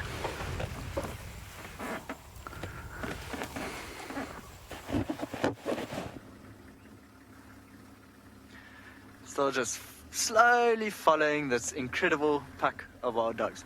Really, I mean, this is what we live for, basically. This is the most amazing thing you can do for an afternoon. So I'm very happy. Marcel was all big smiles. And yeah, it's wow. I actually see the dog here on the right has also he's lost the white tip on his tail, the calf tail. There's some youngsters running next to us now, parallel in the grass. So we're keeping quite a distance because we don't want to push them off their path at all. You'll see every now and then they stop, and it seems like they are still trying to drink some water as well. Or they might be picking up quite interesting smells, any other territorial scent markings in this area. Sometimes you find they roll around in dung to try, oopsie, I think he might have nearly gotten shot on the nose there. See him jump back like that. They might roll around in the dung to try, oh wow, how's that, Marcel? To try hide their own scent. See, now all of them have stopped. How's that for view? There's something big up ahead in the road. Let me try and find the binoculars. It's an Impala. It's a Kudu. Right, there are 2 female Kudus up the road that just walked to the left. So to pick up the binoculars, definitely Kudu. Let's see what happens there. If they, don't go that way, it's very rocky. And yeah, keep going on the road. What a sight. Yeah, you can actually see the Kudu now behind them. It doesn't seem like the wild dogs have seen them. But if they do, no, surely they would have. I mean, their eyesight would be better than ours. If they do, they're just going to break out in full sprint. Actually, the Kudu have seen the wild dogs. Looks like the female is staring in our direction. No, they're looking the other way for now. So now you can see the lead dog has stopped. He's looking at the Kudu. Kudu, it's a good time to start running now. See those ears popped up. And all of them focused there. Not the back crowd yet. There's always some that are a little bit slower to the game. But slowly but surely, all of them go again. So I got to a count of 28 dogs so far. Really not doing the best job at counting this pack. Try and count from a photo later. I like the way they trot, and of course they can do this for kilometers and kilometers, and it's often how they catch their prey. Kirst is saying I'm double counting dogs. Kirst, I might, which is why I've tried it so many times, but then every single time I count, they get a little bit too far. Actually, this might be a good opportunity for me to count while they're all on the road. Well, we think this is in type. So 1, 2, 3, 4, 5, 6, 7, 8, 9, 10, 11, 12, 13, 14, 15, 16, 17, 18, 19, 20, 21, 22, 23, 24, 25, 26, 27. And they blend in with one another, of course. They seem to be quite interested in this. Okay, so Kirst has counted more than 10. I've counted more than 20. Maybe one of the viewers put your count in there. Let's see who's right. Remember, there are 2 to the side, lying down in the grass, the one of which you can't actually see now. But it's nice that they are still at the moment.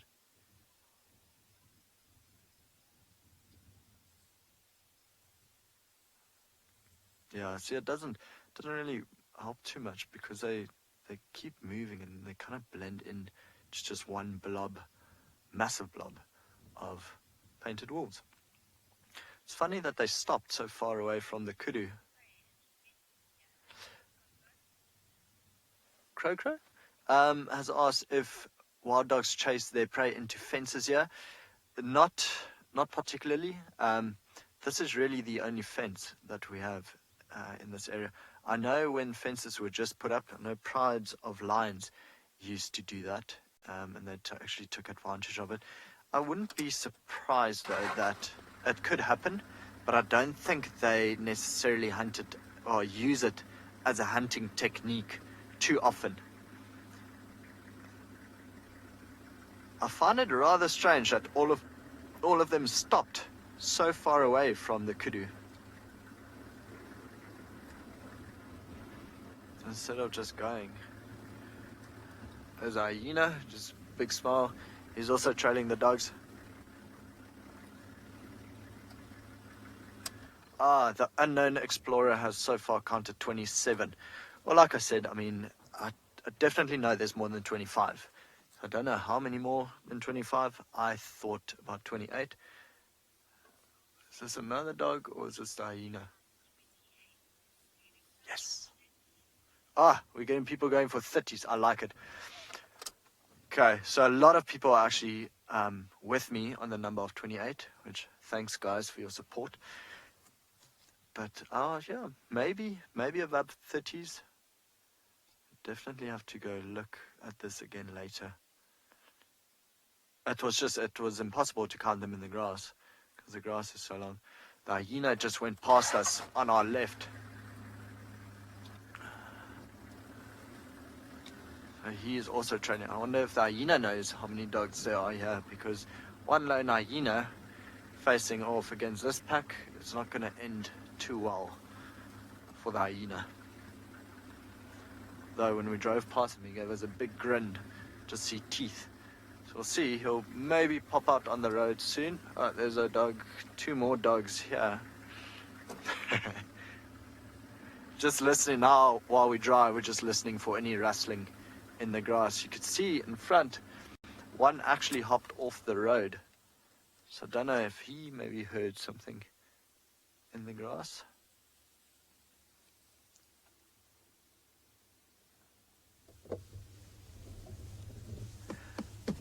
What a spectacular afternoon. See, this is why we needed a quiet morning. Not finding our baby elephant as we set out to. Oh, you're gonna shock. I didn't shock. Just touched a wire. So this is a thing that I think they use the fence, because you can see they are reacting to the fence. It's like they've never seen it before, and they're very curious about it, wanting to sniff it the whole time and almost touching it with their nose every now and then.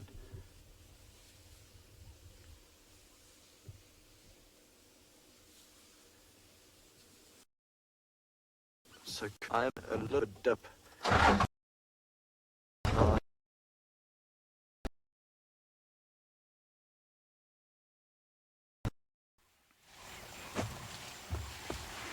Sorry about that technical difficulty there, everybody, but wow, to be seeing 28 wild dogs at Ngala, and I've just been sent a screenshot of where they are, and they're obviously quite far from camp, I think, having seen the fence line there, so that's why you're losing signal, I think.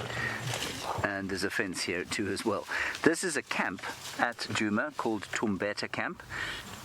And the reason that the fence is there is precisely so that the elephants do not mangle the garden as they are mangling the vegetation outside the garden. Now there's a beautiful tree here that is added to the variable salad that they've eaten today. It's one of my favorite trees out here, and it is the brown ivory, Berkemia discolor. It's this greenish one, David. You got it. I got it. And normally they grow on termitaria, or quite often they grow on termitaria, but it's a kind of classically shaped tree, beautiful shade. I'm not sure why else I really like them. They've got beautiful fruit too, very delicious little yellow fruits. Now Judy Ditchfield wants to see the pregnant elephant. I think that's her there. That's her right in front of us. If she turns to the side, especially the other side, you'll be able to see the swelling. There you can see it now. Yeah. So I'm pretty sure she's pregnant. And it's even more accentuated on the other side. There we go. Thank you, my dear. Very kind.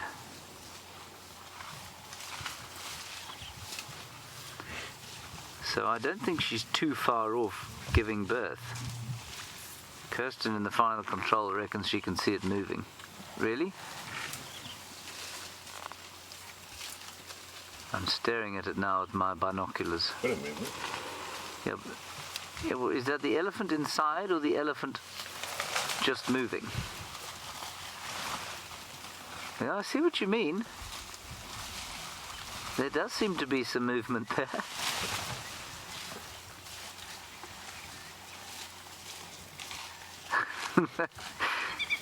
You think that's the baby or the mum moving? No, it definitely looks like it's... That is really cool.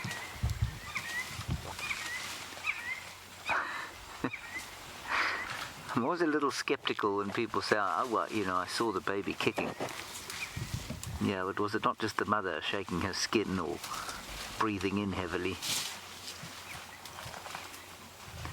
I'm slightly skeptical about this, but I'll go with it.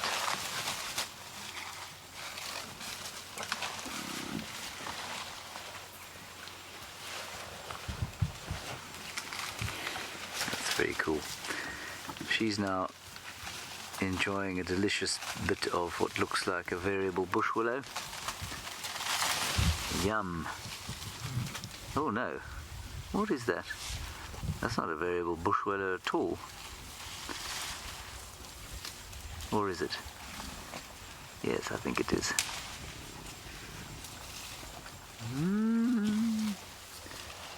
Yes, it is.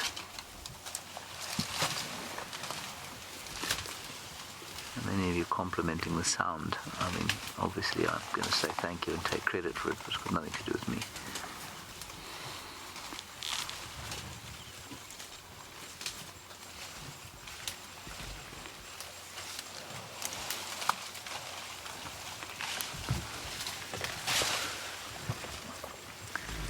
Alright, it looks like the hounds are on the move, so let's go back to them, all 28 at Ngala. Tot met foto's.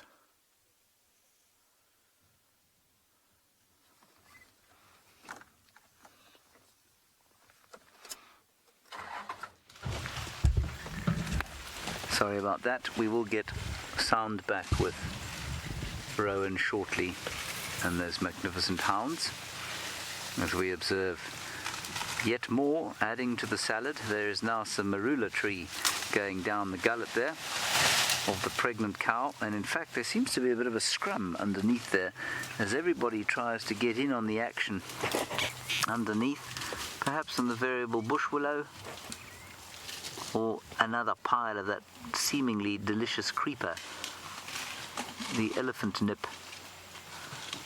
Now there are a couple of them eating different kinds of sedges under there. One of them is a very spiky, horrible thing that gets stuck in your socks, whose name I cannot remember.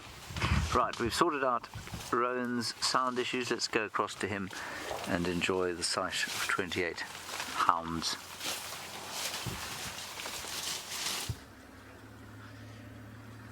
Guys, sorry about that. I don't think that little dip has the best signal on andBeyond Ngala, but we are still keeping up with this pack of painted wolves, as you can see. So now it looks like they found something interesting smelling. So some of them are just stopping and sniffing around in that bush there. I think the hyena is still off to our left. And you still just see white tipped tails and big ears everywhere. I mean, imagine, this must be a herd of impalas' worst nightmare. If I was an impala, this would exactly be what nightmares are made of. Almost like the youngsters are dawdling here in the back.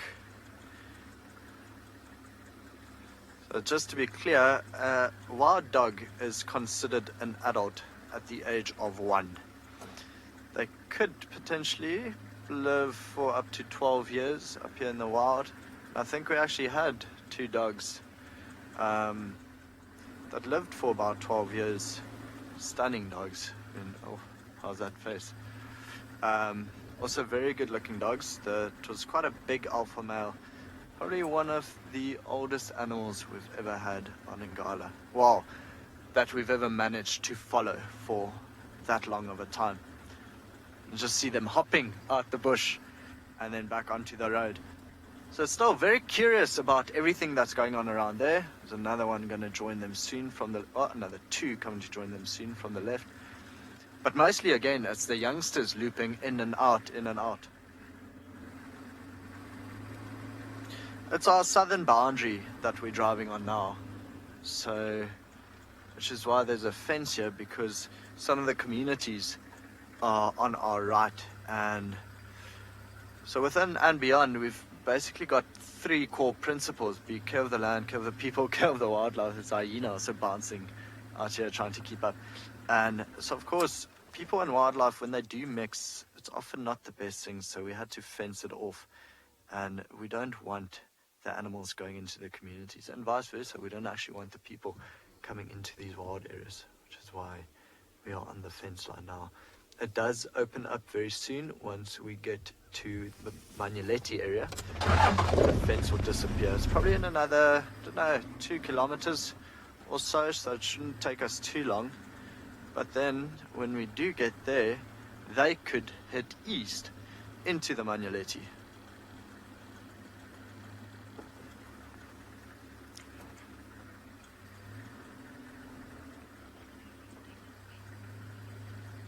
Yeah, I agree. I think lots of people are commenting this fence is never ending, and honestly, if you've ever walked here, it just goes on forever and ever and ever. And I think even the dogs feel like that now, like longingly looking to the right. So yeah, but it does end, I promise you. I've driven this road before, and eventually it will end.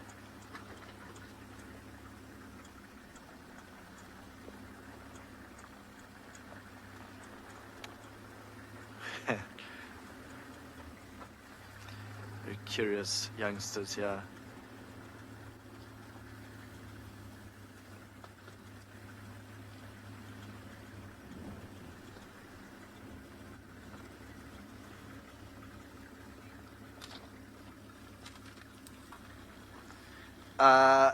Leanna's asked if it's always the alpha male and alpha female run in front of the pack. Sorry, I'm just laughing at Sean and Andre. They're trying to get ahead of the dogs, but no luck there. It's a little bit too thick to our left. So, Leanne, no, it doesn't necessarily have to be the alpha and male or female. I mean, those are the leaders of the pack, and it's usually the alpha female that gets up first and starts running, but it's not necessarily the one that has to lead the pack. You often find just one of the adults deciding, okay, we are going this way, and the rest of them follow. Oh, I thought that one had a limp, but it looked like it might have just stepped in a thorn. Now it's out. How curious is this little one in front of us? See how pale it is. Also, there's not too much of the black coloration on it at all. Very, very pale dog. So yeah, and even though they are the alpha male and alpha female, technically leaders of the pack, they don't really need to lead the pack per se going down a road. But they'll be the ones to decide, okay, wake up time to go hunting. And it's usually what I've noticed is it's usually the female, the alpha female, that does that.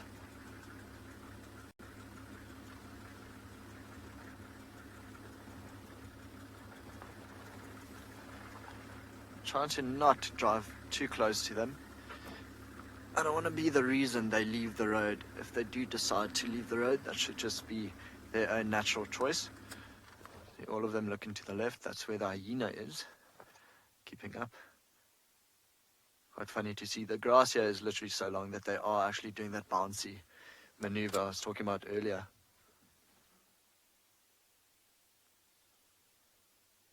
It seems unreal, right, that we are following this many wild dogs. I mean, you would have thought that we picked up their tracks before we found them, but they just happened to be in the property. Is that hyena again?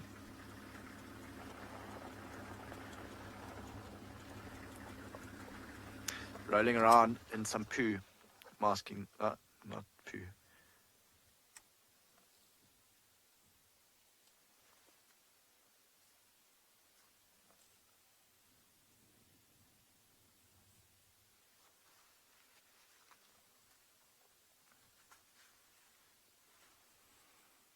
It seems I've lost cursed again in the core. So every single time we go through a dip, there tends to be a little bit of a signal problem. Oh, the one dog just bit the fence, and I could actually hear it right next to me. Hear the sound.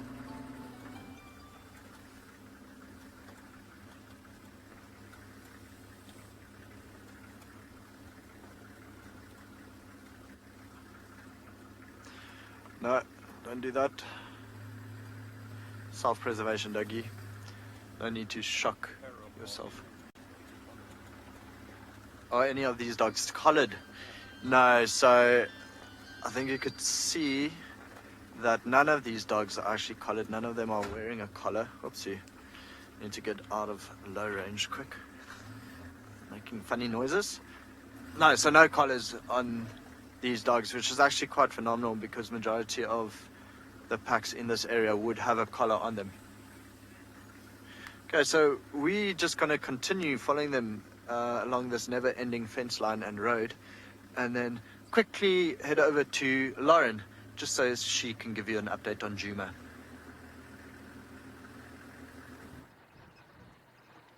Sadly, I have no fruitful updates, I'm afraid. It's eerily quiet.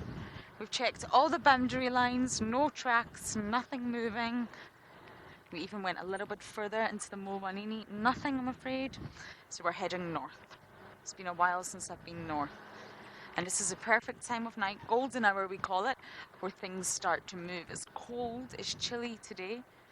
There's a real nip in the air, as we would say, which means that the animals may get mobile a little bit quicker than normal. So that's essentially what I'm hoping for.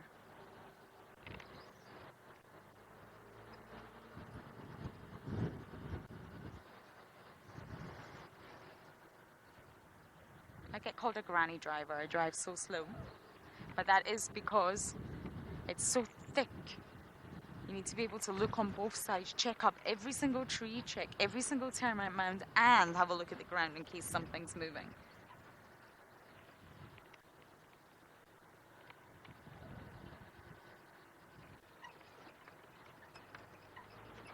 And I'm seeing spots everywhere today, I'm afraid. Got leopard syndrome.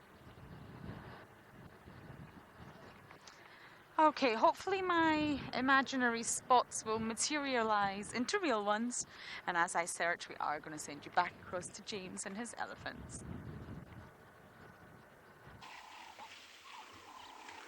We have still got elephants. This time it's a slightly different herd. Well, you can't really have a slightly different herd. It is a completely different herd. They're following along the line of where the other ones were going, but the other ones are still in the sort of deep shade next to where they were feeding. And this herd has just come out into the last embers of the day on the clearings. Well, still on the fringes of the clearings, and there are a couple more youngsters in this particular herd.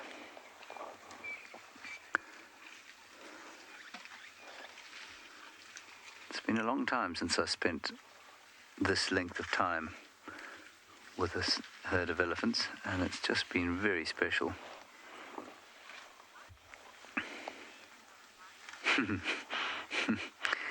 Aidan, Dan and Nikki, no, I don't think elephants are really scared of mice. I think that's not true.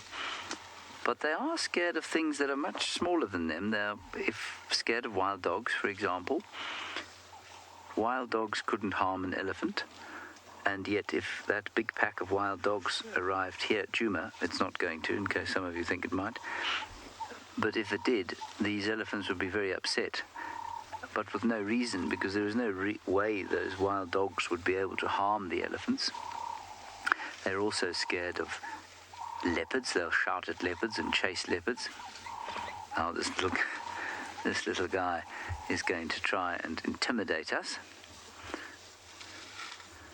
I'm afraid, my friend, you're about as intimidating as a mouse at this stage of your life.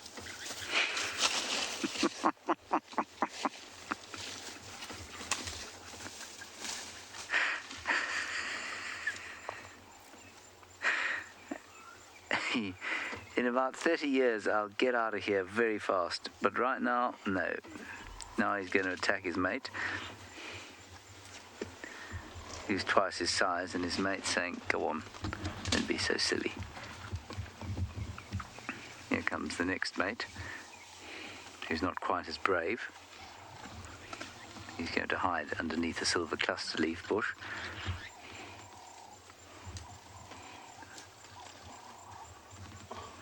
Just went after the starling. Did he go after the starling?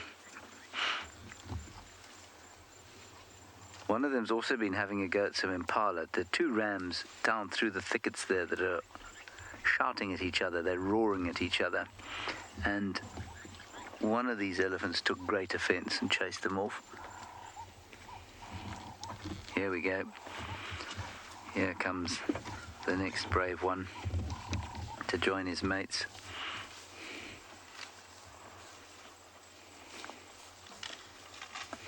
See how he goes to seek cover as soon as he can.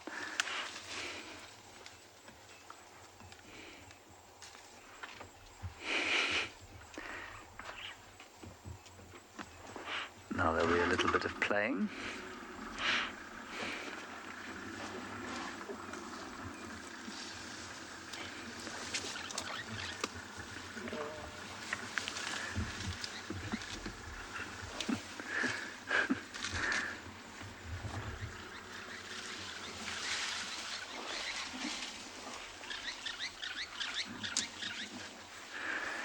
Yes, Moonbeam, it is really funny how they have such pathetic control over their trunks until they're about 2 years old, probably. After which the trunk gets a bit longer and it starts to drag on the ground if they let it, or they can reach down to the ground without bending over with the trunk. But it is a tremendously complicated appendage. I've called it an organ before and got berated for that. So it's, I mean, I don't know. It's a very complicated nose.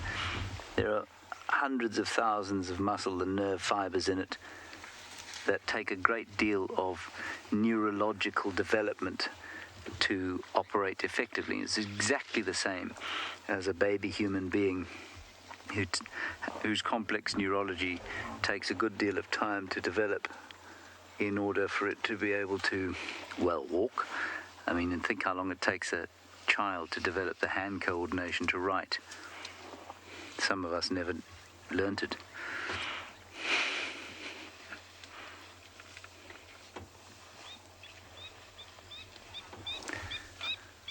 Hooray, the wild dogs seem to be nearing the end of the fence, which is fantastic news, so let's go back to them.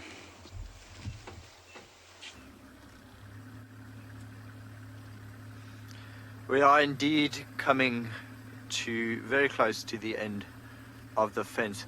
Quite a good jog for them. A nice little exercise for a pack of our dogs out here on andBeyond Ngala. See, they keep rather fit. But yeah, we are very, very close to the end of the fence line, and they can choose wherever they want to go. Hopefully they head west, go into andBeyond Ngala. If they go east, they'll be out of the property and we'll be unable to follow them any longer.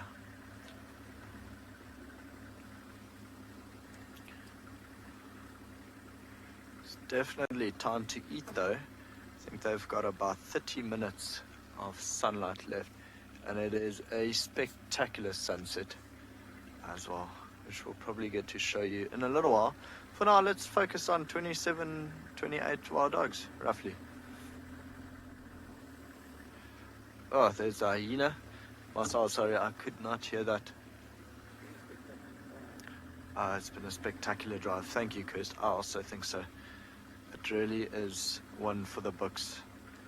And here, I think you've got the entire pack, except one.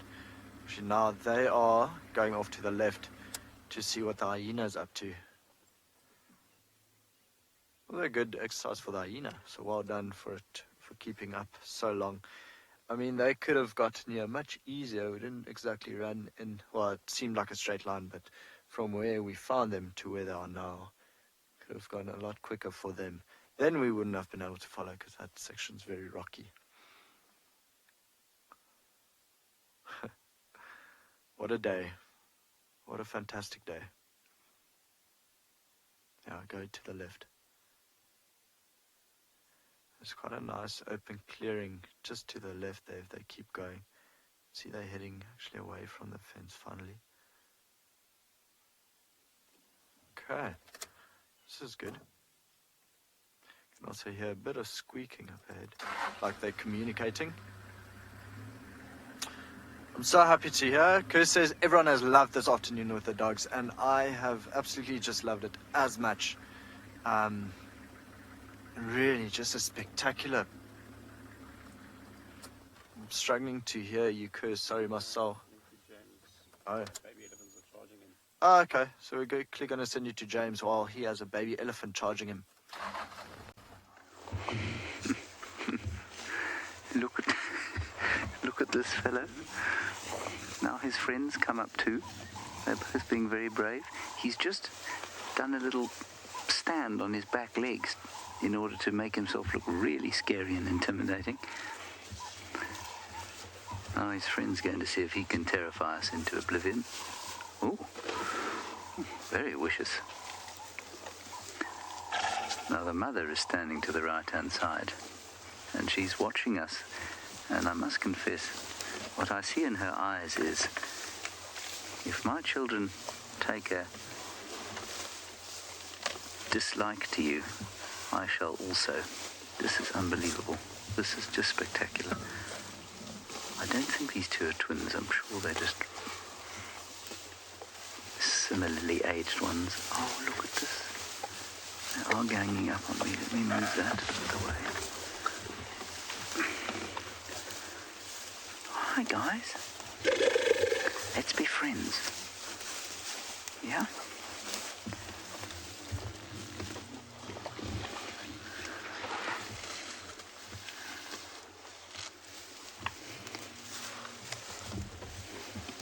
The mother coming now.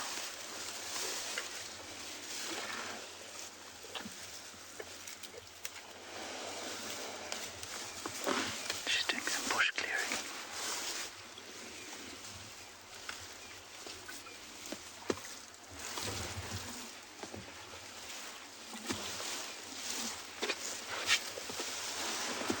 She's just shepherding the little one away from us now.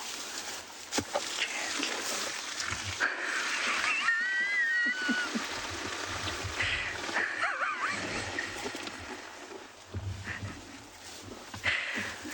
Well, if there was any doubt as to what she thought of us, there isn't any more.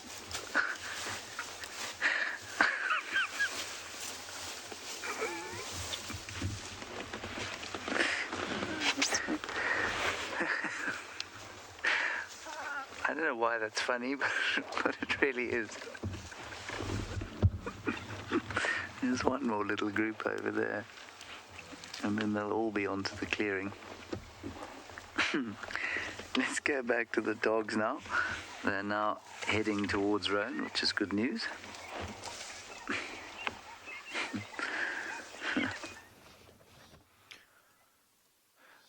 So this is exactly why we wanted to find a baby elephant this morning, is because of that charging reaction, them being naughty and thinking they are bigger than us and then just not really understanding it.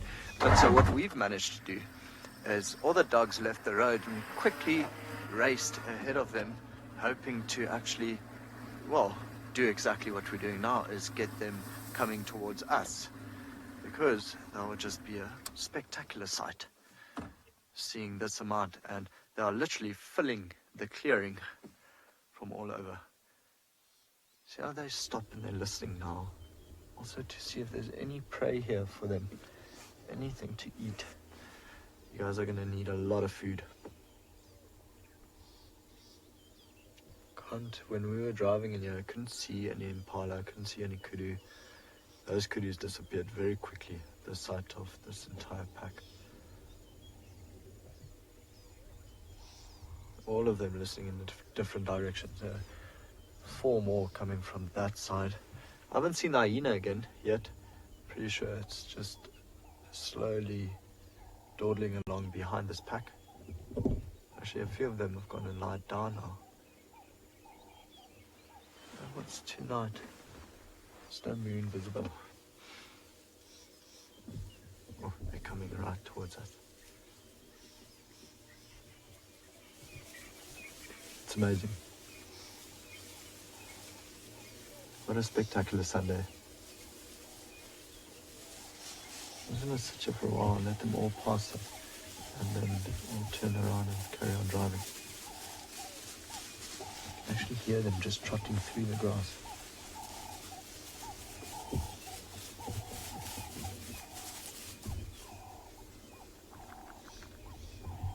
They're completely undisturbed by our presence now, which is nice. Not like they were a little bit earlier. I don't even know where to look.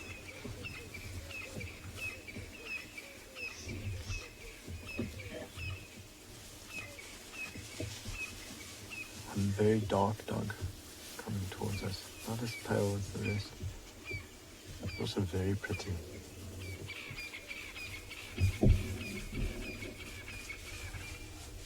But they've spread themselves out across this entire clearing now. Slowly going northwest.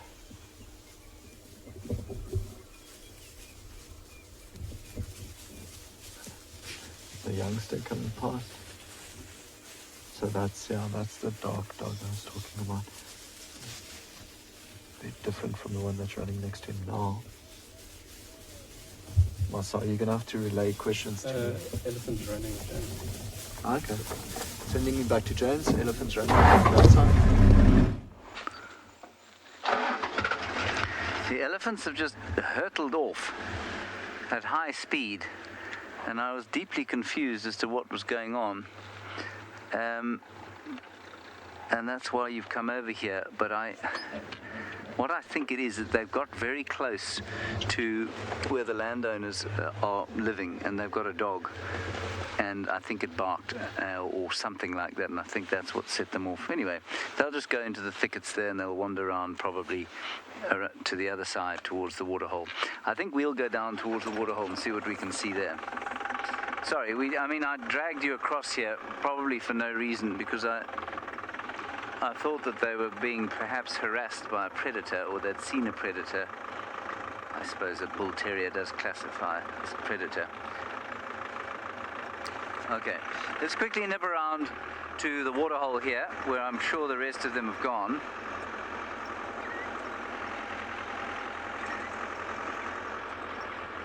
The dog, by the way, is not outside of a fence. It's inside a fence. It's entirely enclosed, so there's nothing untoward about it. It's just probably what gave them a bit of a fright.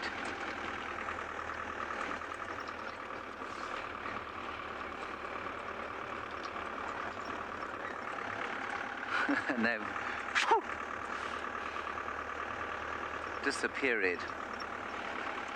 Half of them went down here, so let's pop towards the waterhole and see if we don't get lucky. I'm sure they'll be down here. There we have some of them standing in a slightly defensive posture. You can see that. Yeah, you can see them definitely intimidated. Now, we were talking about the mouse earlier. I mean, there's absolutely nothing out here that is going to pose a physical threat to a herd of elephants like that. A giant pride of lions or a giant clan of hyenas might try and take a sub-adult, but there ain't neither of those two things here.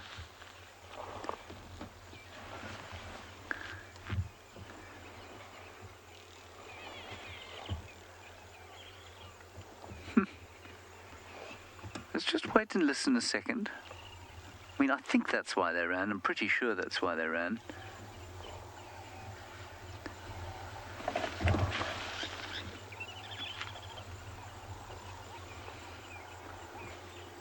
You can see how they're standing in a defensive posture facing where they think the threat might come from. Although one bull terrier is hardly going to pose a massively dangerous threat to a giant herd of elephants. They're calming down now. See them slowly starting to feed.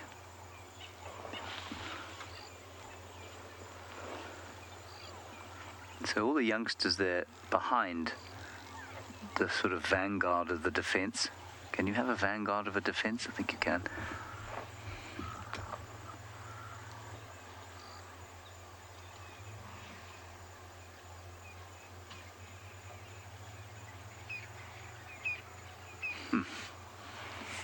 Very interesting. Well, there's your answer about mice. Not quite mice, but bull terriers, yes. If you're enjoying the show today, and I hope that you are, please would you go to wildearth.tv/support. If you'd like to support us, you can do that, wildearth.tv/support.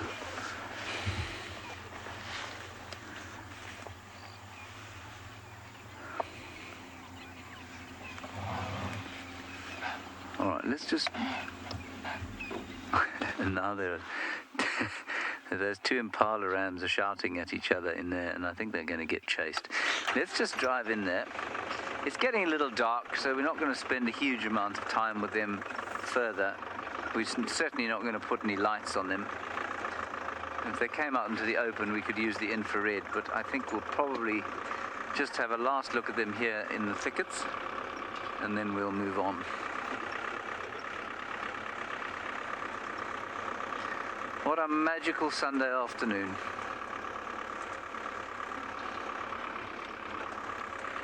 Breathtaking.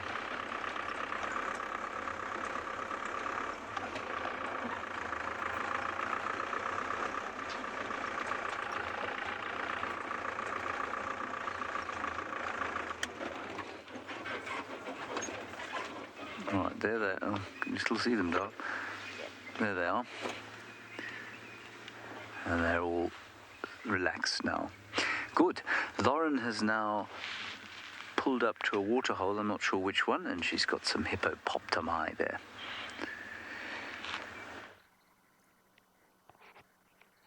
I'm at Buffelshoek Dam, James. I came all the way north, a dam I don't visit as much as I should, and we've got the resident hippos. Hippopotamus is Greek for water horse. Hippopotamus. And there's a mother and a youngster here. I think that's who we were looking at. The youngster's getting very big very quickly. I mean, they're a large animal anyway, but I think we're looking at a mother and youngster. They've gone underwater, which is completely normal. They don't breathe underwater, of course, but they do dive underwater, just like this little grebe does. Another diver. And then, of course, they come back up again. Oh! Look how tranquil and smooth the water looks.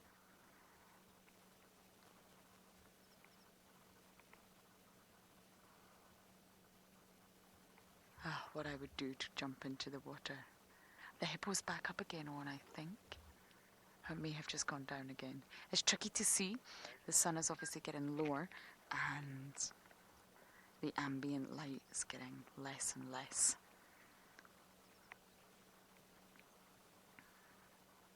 Now, believe it or not, the hippo's closest relatives are whales and porpoises. Yes, isn't that mind-blowing?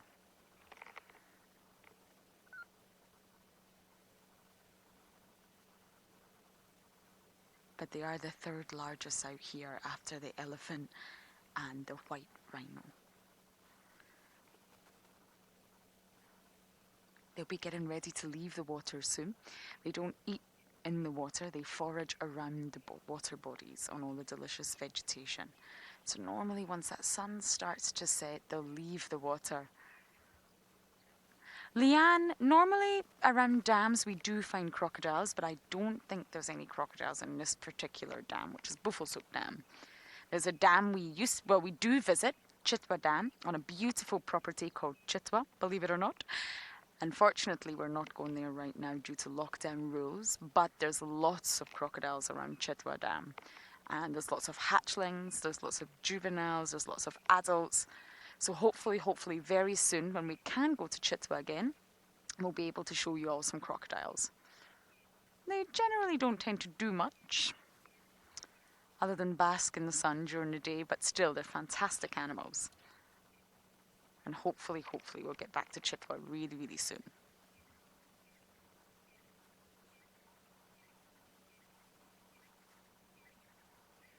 I think this little grebe is hungry. They're able to dive right under the water to get whatever delicacy they desire.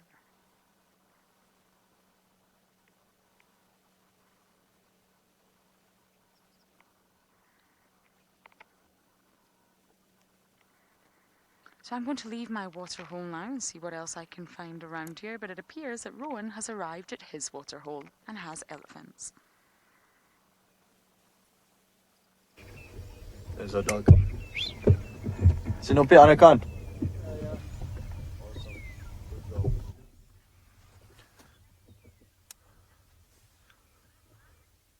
Right, so we had to actually loop around. It's a bit too thick. As you can see, one of the dogs have now come out on the ridge there. There's some elephants to its left. There's another dog just on the right of that one, just popping through. So eventually, hopefully, all these dogs will come out. So yeah, hippos, elephants, and dogs. The elephant, okay, I think this bull in front of us is just caught whiff of a wild dog. The elephant bull, you can see it's, yeah, there goes the dog back towards the other one. Yeah, okay. Also the white tips on the tails. Whew, what an end to the day. So the elephants, yeah, okay, it just popped out a little bit further. So eventually, imagine all of them come onto this ridge. It'd be absolutely amazing. It would really just be unreal. Okay, so the elephant bull's moving off. These dogs looks like they're going towards the other elephant. Not that they want to hunt them or anything. They're just going to see if there's anything around the waterhole. So at the moment, I count 4 dogs. And the hippo's yawning in the foreground. Also, I hope you're getting all of this. It's just not a boring end to your Sunday, is it? You're going to get the dog and the elephant. The same shot there.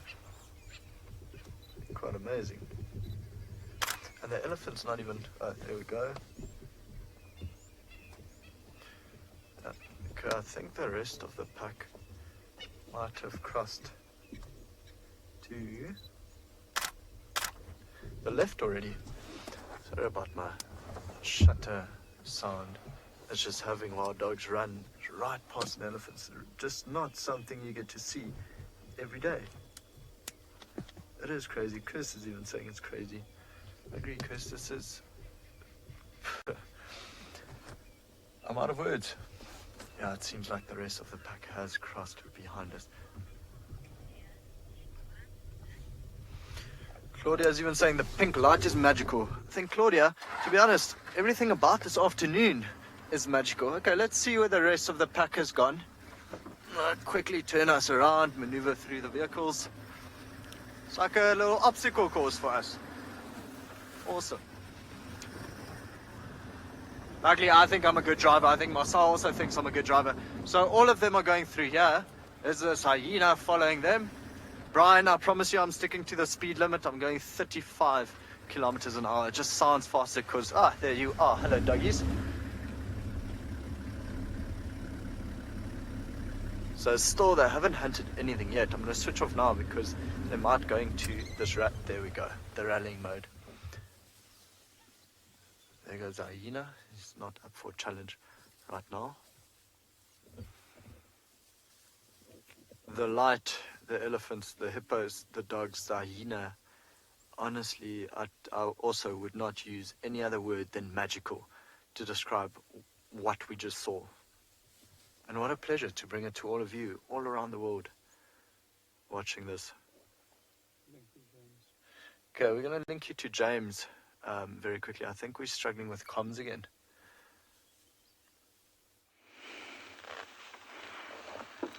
Here we have got the little grebes, which are giving us a wonderful performance. Now there's a couple, and then there's a juvenile.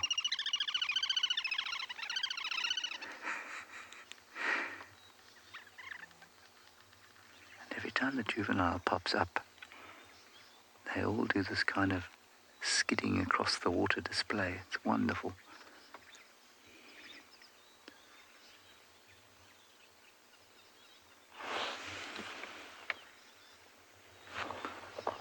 Coming back to the nest now.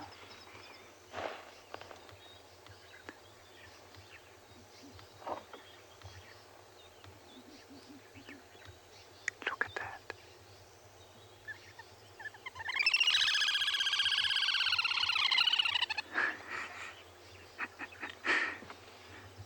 If you haven't seen this show before, we've been watching these grebes for about a couple of months now, but we've been watching this nest for about 3 weeks. And there are at least 4 eggies on it. And we're hoping they're going to hatch in about a week's time.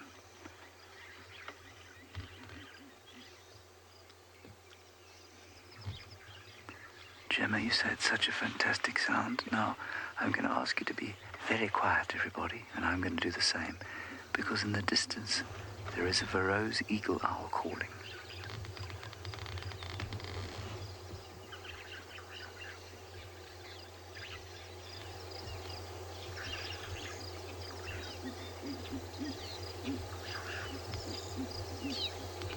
Can we hear it?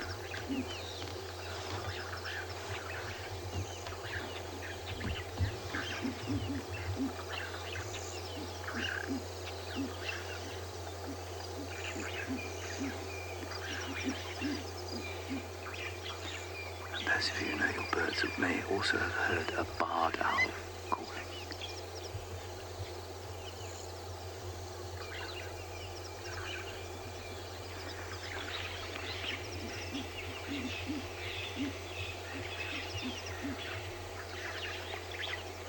What a scene.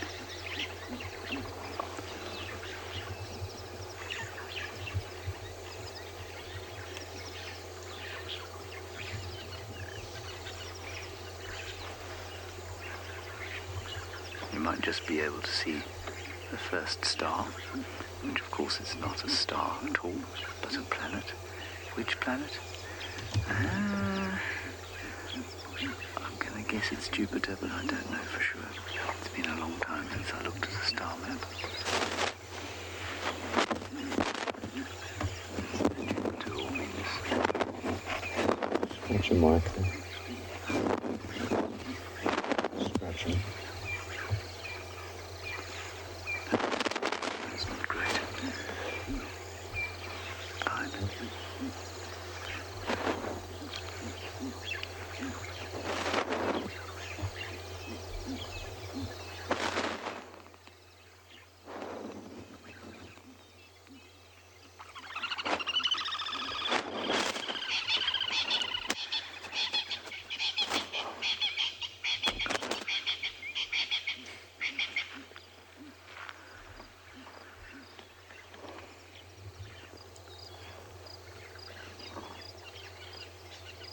Gorgeous, gorgeous, gorgeous.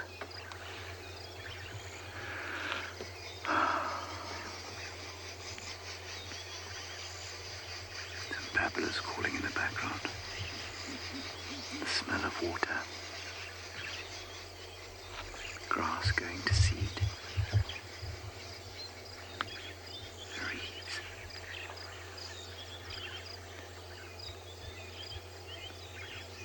A robin calling its last.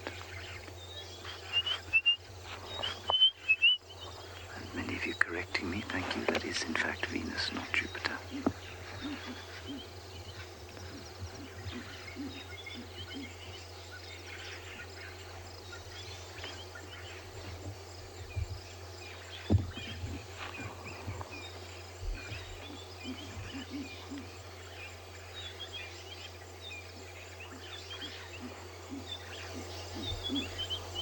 can still hear the owl going. You can also hear some Impala alarm calling. Yeah, let's move. Okay, there are Impala alarm calling. So we're going to get off this damn wall and head up towards the clearings.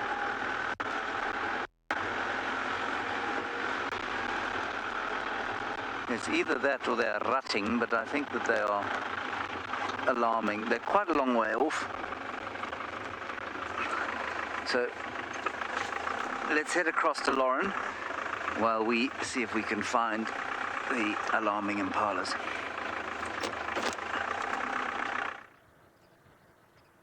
Oh, how exciting. Alarm calls in quarantine.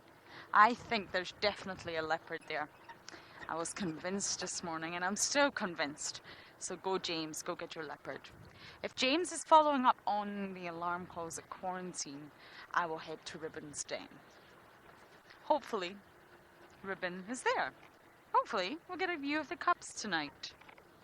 It's going to happen one night. So we'll head there. We're not quite there just yet, but that's where we'll make our way to. I wanted to ask James if he was heading there. We tried to split it. We tried to split our visits. So I'll head to old Rib Rob's. Hopefully we can make it on time. I don't actually know the time. I lose all sense of time when I'm out here.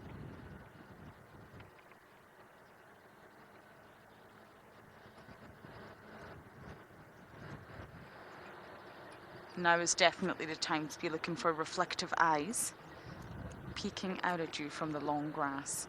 Sometimes I think in summer when the grass is as long, it's actually easier at night time to find animals because the spotlight picks up the eye shine when normally you wouldn't see anything at all.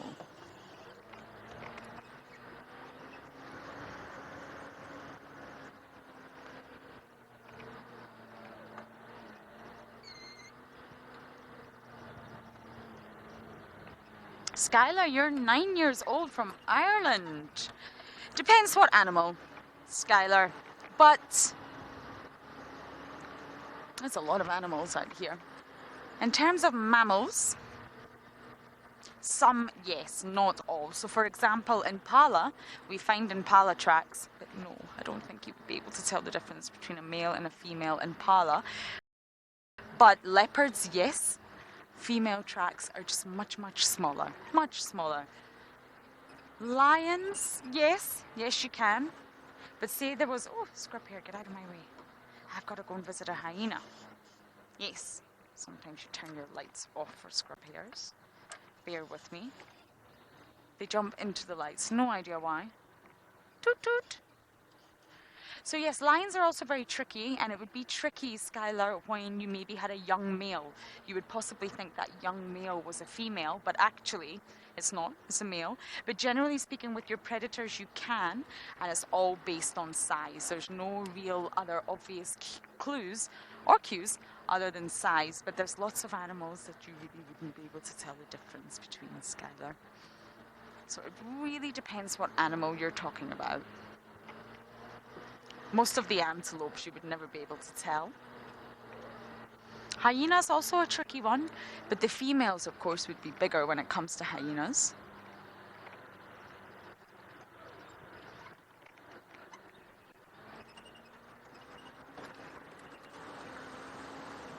I'm also trying to listen as I'm driving. We've stopped the car a lot tonight to turn off the noisy engines and listen to see if we can pick up on any audio clues as well. And talking of audio cues, I really hope James has got lucky with those alarm calls.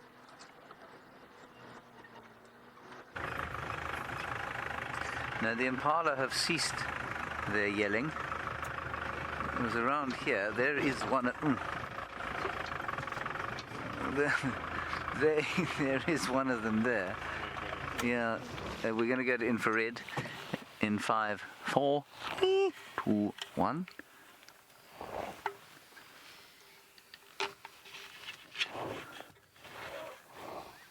There's an elephant shouting in the distance.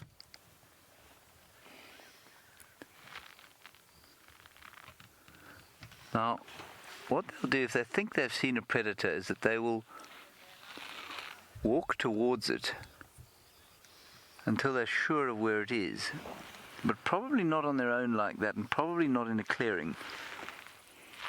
And if it was close by, they'd almost certainly still be shouting.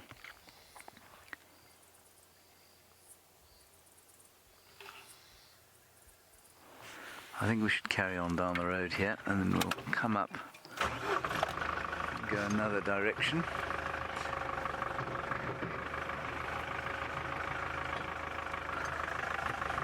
Going to go a little bit further along here, not far, and then turn around and come back up.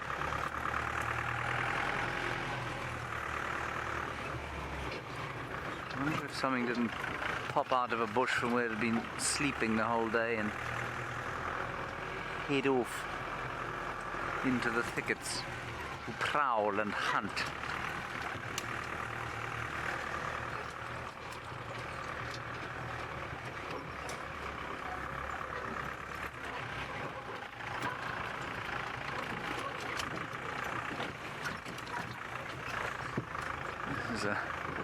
Like a highway. It's like the Autobahn.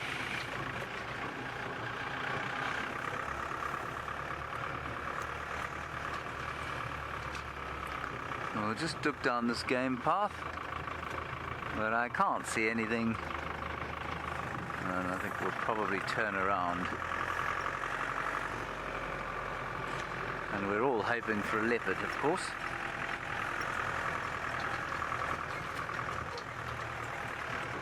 My leopard luck has not been fantastic of late. Peter, you say that it's good that we use infrared. Is that what the comment was? Great to see that we use infrared. Thank you, Peter. Yes. We try desperately not to have too much effect on nocturnal animals. And one of the ways of doing that is not putting a blinding white light on them so that it looks like a cricket stadium.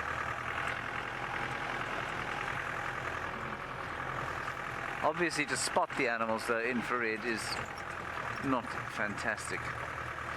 We also used to use a thermal drone, which was fantastic, and a thermal camera, actually. They were also very effective for helping us find animals in the night.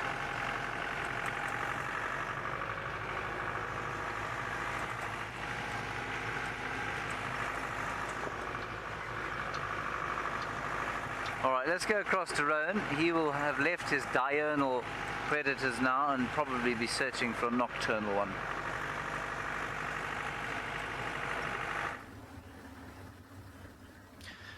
You're indeed right. I had to leave that magnificent pack of painted wolves. They...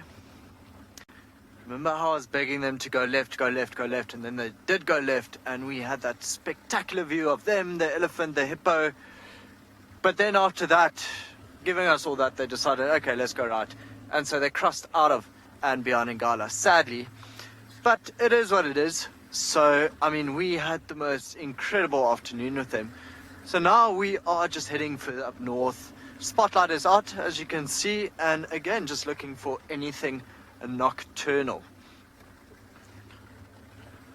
I'm just utterly speechless after what we just saw.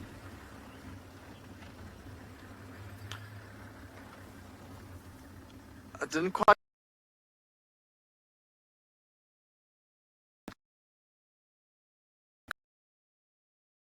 copy the name, but I copied the question. So, All-Star asked, what would wild dogs do if they got separated from the pack now? So again, it's part of their vocalization, communication. I think, let me stop here before we lose. I'm just going to stop here quickly before we might lose signal and before we head on. So also what they do, it's quite a haunting little howl, like, ooh, that you'll hear them make, and that is for the pack to communicate to you. And obviously, that's how they find them if they do happen to lose it.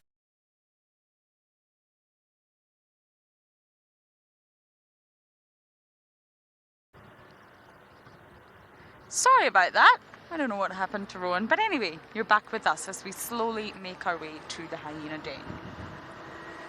Now, many of you are sitting, just as I am, waiting and waiting for Ribbon to introduce her cubs. I followed the story for a long time. We knew Ribbon was suspected of being pregnant, then she was checking out dens, and we found the den, and it was such a great story. But we also have to remember, this is the youngest that we have ever found hyena cubs. We've never found them this young before. Normally we spot them when it becomes a communal den, and when all the hyenas sort of congregate or aggregate around the one termite mound. Very vocal, lots happening. But we've never actually came across hyena cubs this young, and therefore it's a learning experience for us as well. Definitely not at WildEarth have we had hyena cubs this young. Okay, we're making our way into the den area. I'm convinced there's a predator around here. I'm convinced. I know it. I really hope James manages to find who was upsetting those Impala.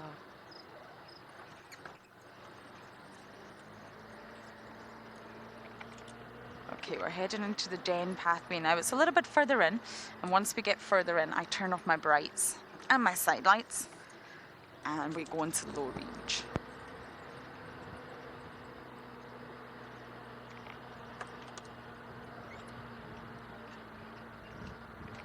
Nancy, I do not know if Hart has cubs. I saw Hart for the first time the other day with the rest of the clan, and I could see suckle marks. I am convinced. We've been speculating about Hart for quite some time, and I think she's very, very close to Ribbon. I think her sort of ranking level, her status has increased. I think she's very dominant now due to the matriarchal takeover, and I'm convinced she's got cubs, but I am just speculating. We haven't found a den, but for some reason, something tells me she's not denning on Djuma. Something tells me that it's possibly on Chitwa, maybe even Little Gowrie, I don't know, but just something's telling me that it's not on Djuma. However, I think once the cubs are old enough, from both Ribbon and Hart, I think we'll see them at the same communal den soon. That's what I'm hoping for. But if I'm wrong, which is entirely possible, everyone, I can happily admit that, then I think Hart will be the next one to have cubs, if she hasn't already. And I think she sits very, very high on this hierarchy. I think she's number 3 after Ribbon and Ribbon's daughter and Djuma. I think Hart's the next one in charge. Ribbon and Hart are very close. So no news on her, I'm afraid, but I'll keep looking. I'll keep checking all the sort of known termite mounds that are in the network of the Djuma clan dens. But if it's not on our property, I'm afraid, no one else really follows the hyenas the same way that we do. We really follow our hyenas.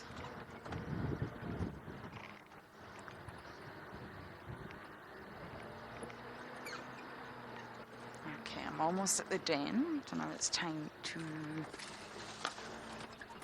switch up a little bit. Turn my brights off. Go into low range. Owen, do you need to go into IR? Yep, Owen's going to go into IR, which is infrared.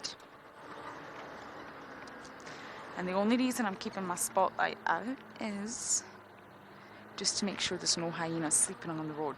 Sometimes when it becomes a communal den, there'll be hyenas everywhere.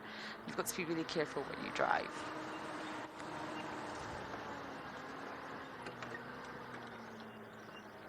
Oh, I don't see anybody.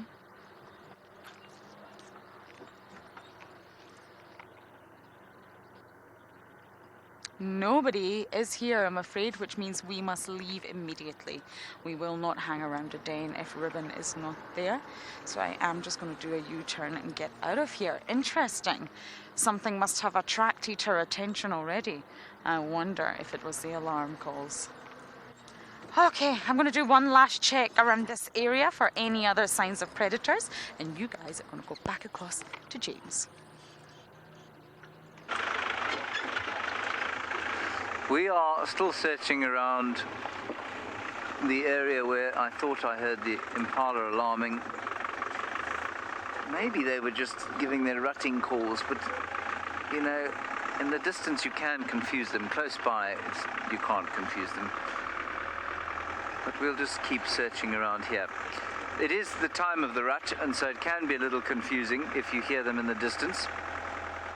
And the rut, for those of you who don't know, is the period during which the Impala's testosterone levels, driven largely by a change in day length, start to increase. They start to detest each other profoundly. This is the rams. And instead of hanging around in peaceable bachelor groups, they start to separate out, fight with each other, and herd the females into little territories.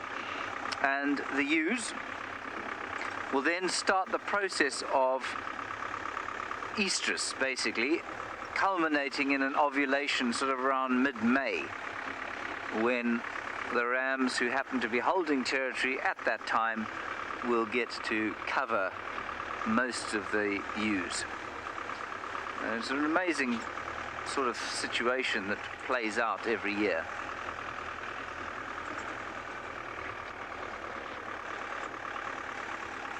Ludivine, you're wondering if sunlight can daze the animals. If some lights can daze the animals. Yes. They can dazzle or daze the animals. If you drive towards an Impala and shine the light in his eyes, he'll freeze, dead straight, dead still, and then sometimes run towards the light. So it's exactly the same as those of you who live in the Northern Hemisphere and have the trouble with deers that jump into roadways, into headlights. It happens absolutely the same here. Obviously we're not driving fast, and so we just switch the lights off. They sort of shake their heads and keep moving.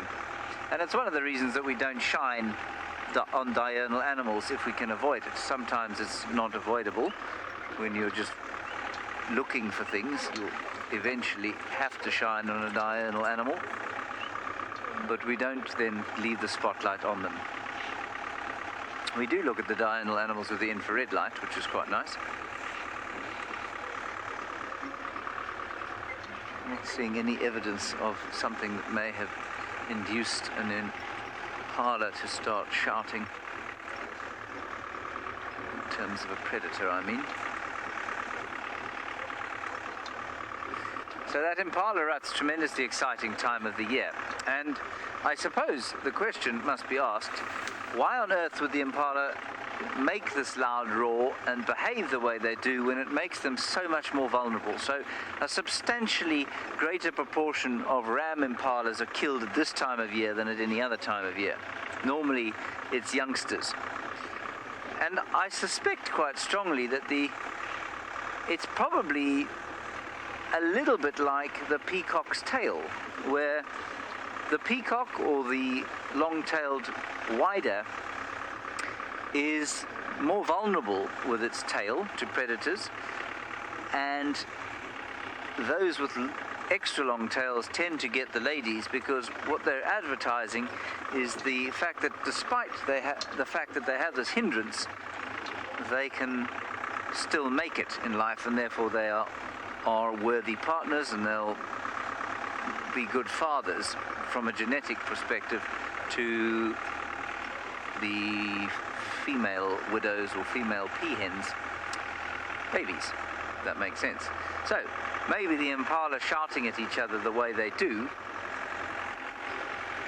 has some kind of peacock's tail effect, where despite the fact that they are definitely attracting predators by making the noise, if they can survive the predators, well, then they have strong genes and are worthy consorts for the ladies coming into estrus.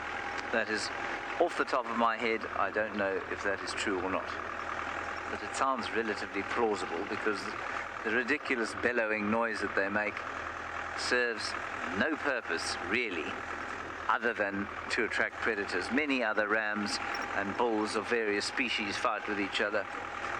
None of them make a bellowing noise like that. I think, don't there some deer species that bellow and make a loud noise? None of the ones out here do. Antelope, we don't have any deer. So, that's all I have to say about the Impala rut.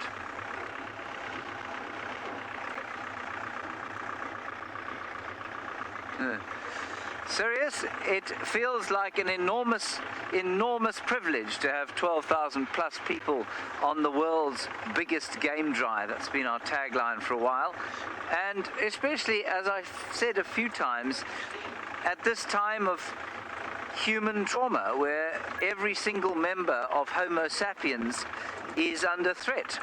And I can't think of another time in history where that has been the case. Every member of Homo sapiens on the planet is in or under threat. And I'm hoping desperately that our little drives every day will be in some way helping to provide some solidarity, because there are people from all over the world watching and enjoying and in the same state of lockdown as everyone else. I mean, it's just remarkable that in Greece, in Italy, in France, in Australia, New Zealand, India, the United States, Brazil, Spain, any number of other countries, everyone is watching from the same state of lockdown. And so I hope that you're deriving some solidarity from this, and of course, some healing from being in the African wilderness, because for me, there ain't no more healing place to be than in the African wilderness. So thank you to all of you who are watching. It's a massive privilege to have you on board with us as we drive these ancient landscapes of South Africa looking for animals with you.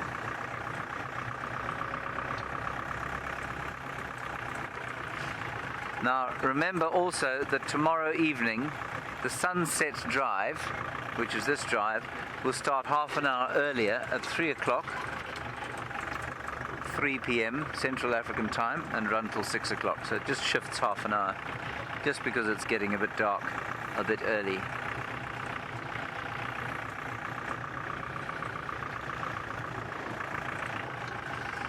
We're reapproaching the same dam now, and I haven't seen anything, so I'm not sure what's going on. Let's go back to Lauren, see if she's had any luck looking for the hyenas.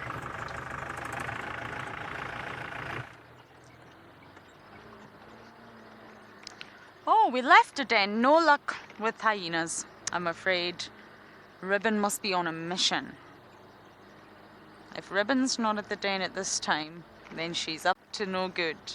She's up to something. She probably heard something, either from one of the clanmates summoning her, or maybe an alarm call. Although the alarm calls are not for the hyenas, they can utilize them. They can hear the impala alarming and know that there's a predator nearby. And then they can get, well, wind of the predator and start following them around as well. It's very, very clever. Just follow a leopard for a while. They may make a kill. It may be a kill that you can steal. And I remember over the Christmas period, Davi and I were driving Chitwa, and we could just hear impalas alarming, and Davi said, go into that block, go, something's happened. So no one else was around. We drove into a block, and there was Kuchava, my favourite leopardess, Tandi's daughter, had just killed, well actually that's not true, had just taken down a male impala ram, who was huge by the way, and within seconds Saka the hyena was on it and the impala was still alive. It was very unpleasant. We shall not talk about that aspect of it, but Saka had been following Kuchava. She just didn't know it. He was on her tail anyway, so it just took for her to make a kill, and immediately he was there. And Kuchava's similar to Tandi. She's small, she's petite, she's very feminine, and therefore she did not want to risk standing up to Saka. She also is a new mother. At that point in time, she was a new mother. So she just let the carcass go, and of course Saka took over. And it was very interesting dynamics to watch. We managed to capture it all live, which is incredible. And I think hyenas know this. They know that they can just tail leopards around, and at some point they're going to get lucky. At some point that leopard is going to make a kill. And if the hyena can get to it before the leopard hoists it, then it's a win-win situation all round. Incredibly intelligent way to be. Utilize others around you. Understand alarm calls that are not for you. Impala alarm calls are not for hyenas, but yet they understand them, and they understand what it means. And they understand if they follow a leopard for long enough, they will get lucky. I think it's incredible. Okay, now I'm looking for my last minute animal. I'm doing a big wide loop before heading home for dinner. So while I do that, we are going to send you across to Rowan and see what he's up to.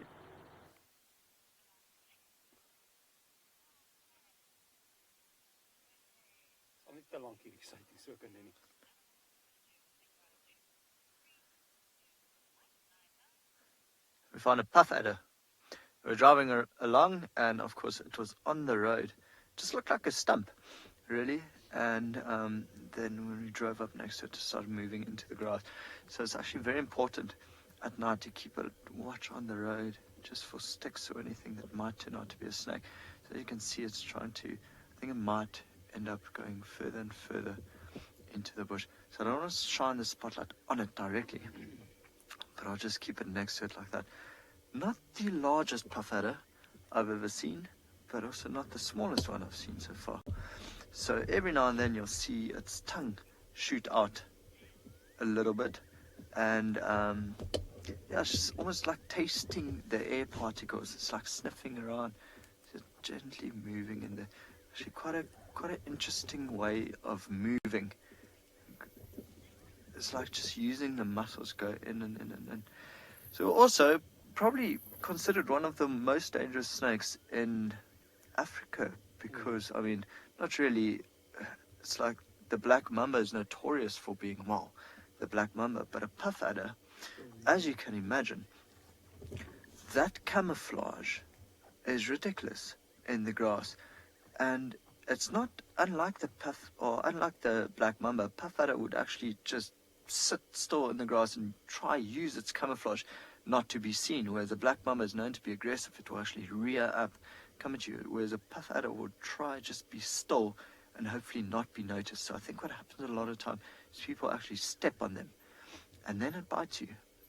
I've stepped right next to a puff adder and it didn't do anything. So Marcel says he stepped right next to a puff adder and it didn't do anything. So they're not really known to be aggressive at all. But of course, if you step on top of it, it's going to protect itself. So we've had quite a few snake handlers through here. Okay, Williamson, after the afternoon we are literally just on such a lucky strike that we would manage to find a puff adder for you guys.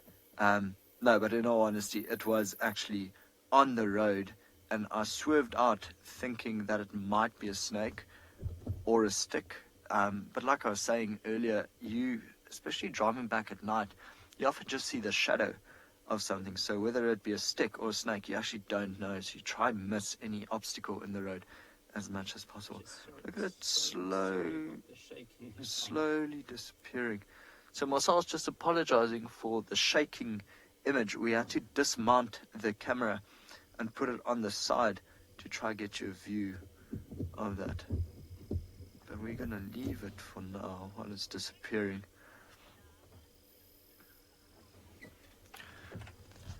All-Star has asked... Sorry, Marcel, I'm gonna leave... Yeah. Chris is saying Marcel is shaking because it's scared. All-Star, I think a puff adder is cytotoxic. It is cytotoxic, so it will actually... Oh, just sorry, trying to get it. Yeah, let's leave it there.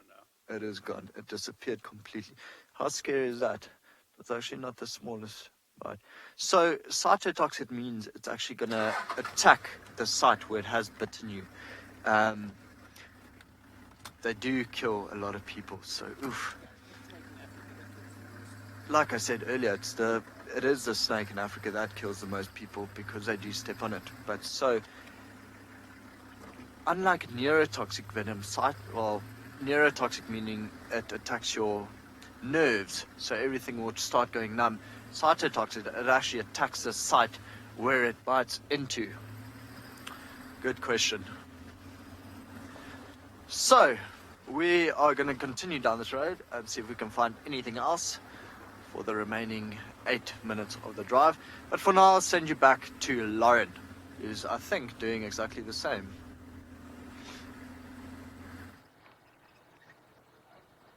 I am very much doing the same thing as you. Very lucky, puff adder. We really don't get to see so much snakes out here. They're here, I imagine, because it's it's not the height of summer anymore, but it's still technically summer. The snake sightings increase for sure. During winter, snakes are said to go into a sort of state of dormancy. Now, it's not hibernation. Hibernation is a term that's used for mammals generally when they go into a deep state of hibernation. What snakes do is something called brumation. Sorry, I just want to check something out here. I see bright eyes, but I just don't know what it is. Hold on 2 seconds. Maybe Owen. I think it's far too far. Can you see those eyes shine through there? Imagine if it's a predator. Let's just take a little scan. Up a bit, Owen. I think it's far too far in IR. I'm going to shine my torchlight. You can So yes, brumation is what snakes do, and it is a state of dormancy, but it's a light one. So they reduce their metabolic rate, and because they're reptiles, they are actually able to do that very, very well anyway, because they get their sort of energy, and their metabolism is based on, well, they're solar powered. They get their energy from the surrounding environment. I think I'm going to go and check that out. I am going to go and check this out. I don't really know how much time we have left, but I'm going to race round just in case there's somebody there. And they're able to wake themselves up out of this state of torpor, if you like, if they require water or anything like that. So a snake can be dormant, brumation, and then can... Oh, I'm not doing very well with this turn and a spotlight in my hand, am I?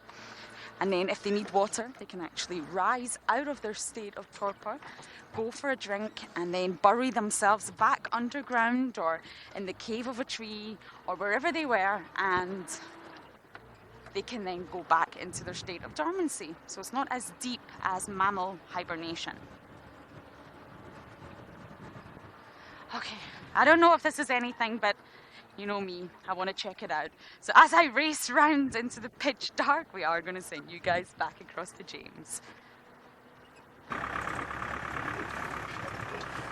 Perchance it will be what is known in these circles as a last-minute leopard. Or, if we really want to be fancy, Lauren's last-minute leopard.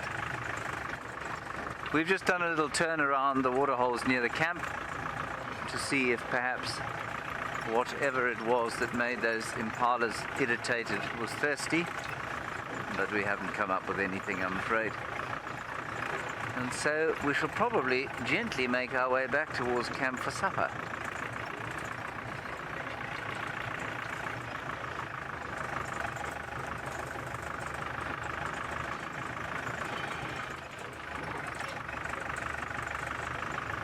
Hello, Deanna.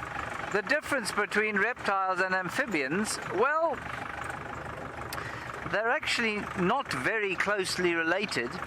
Amphibians are able to breathe often through their skin and with lungs, so they can breathe under the water and on top of the water. No reptile is able to do that. But I suppose the biggest difference between amphibians and reptiles is that amphibians mostly, not all of them, but most of them go through what's known as a metamorphosis, where they are born in a larval form like a tadpole. So most frogs, as you will know, are born as tadpoles, and they go through a complete metamorphosis and eventually turn into adults. And reptiles don't do that. Reptiles come out of their eggs and they look like adults already. Some amphibians do, but that's one of the main differences.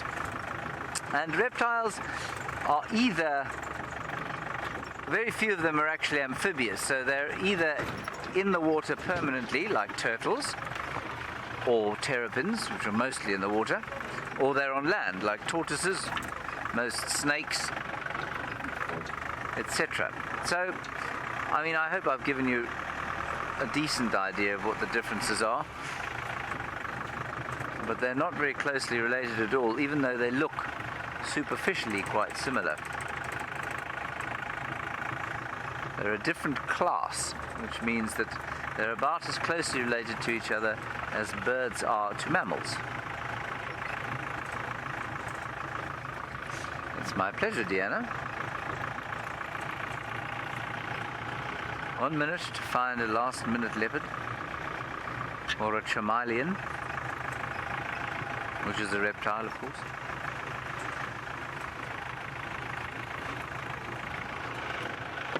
Anything walking up the road? Nothing walking up the road.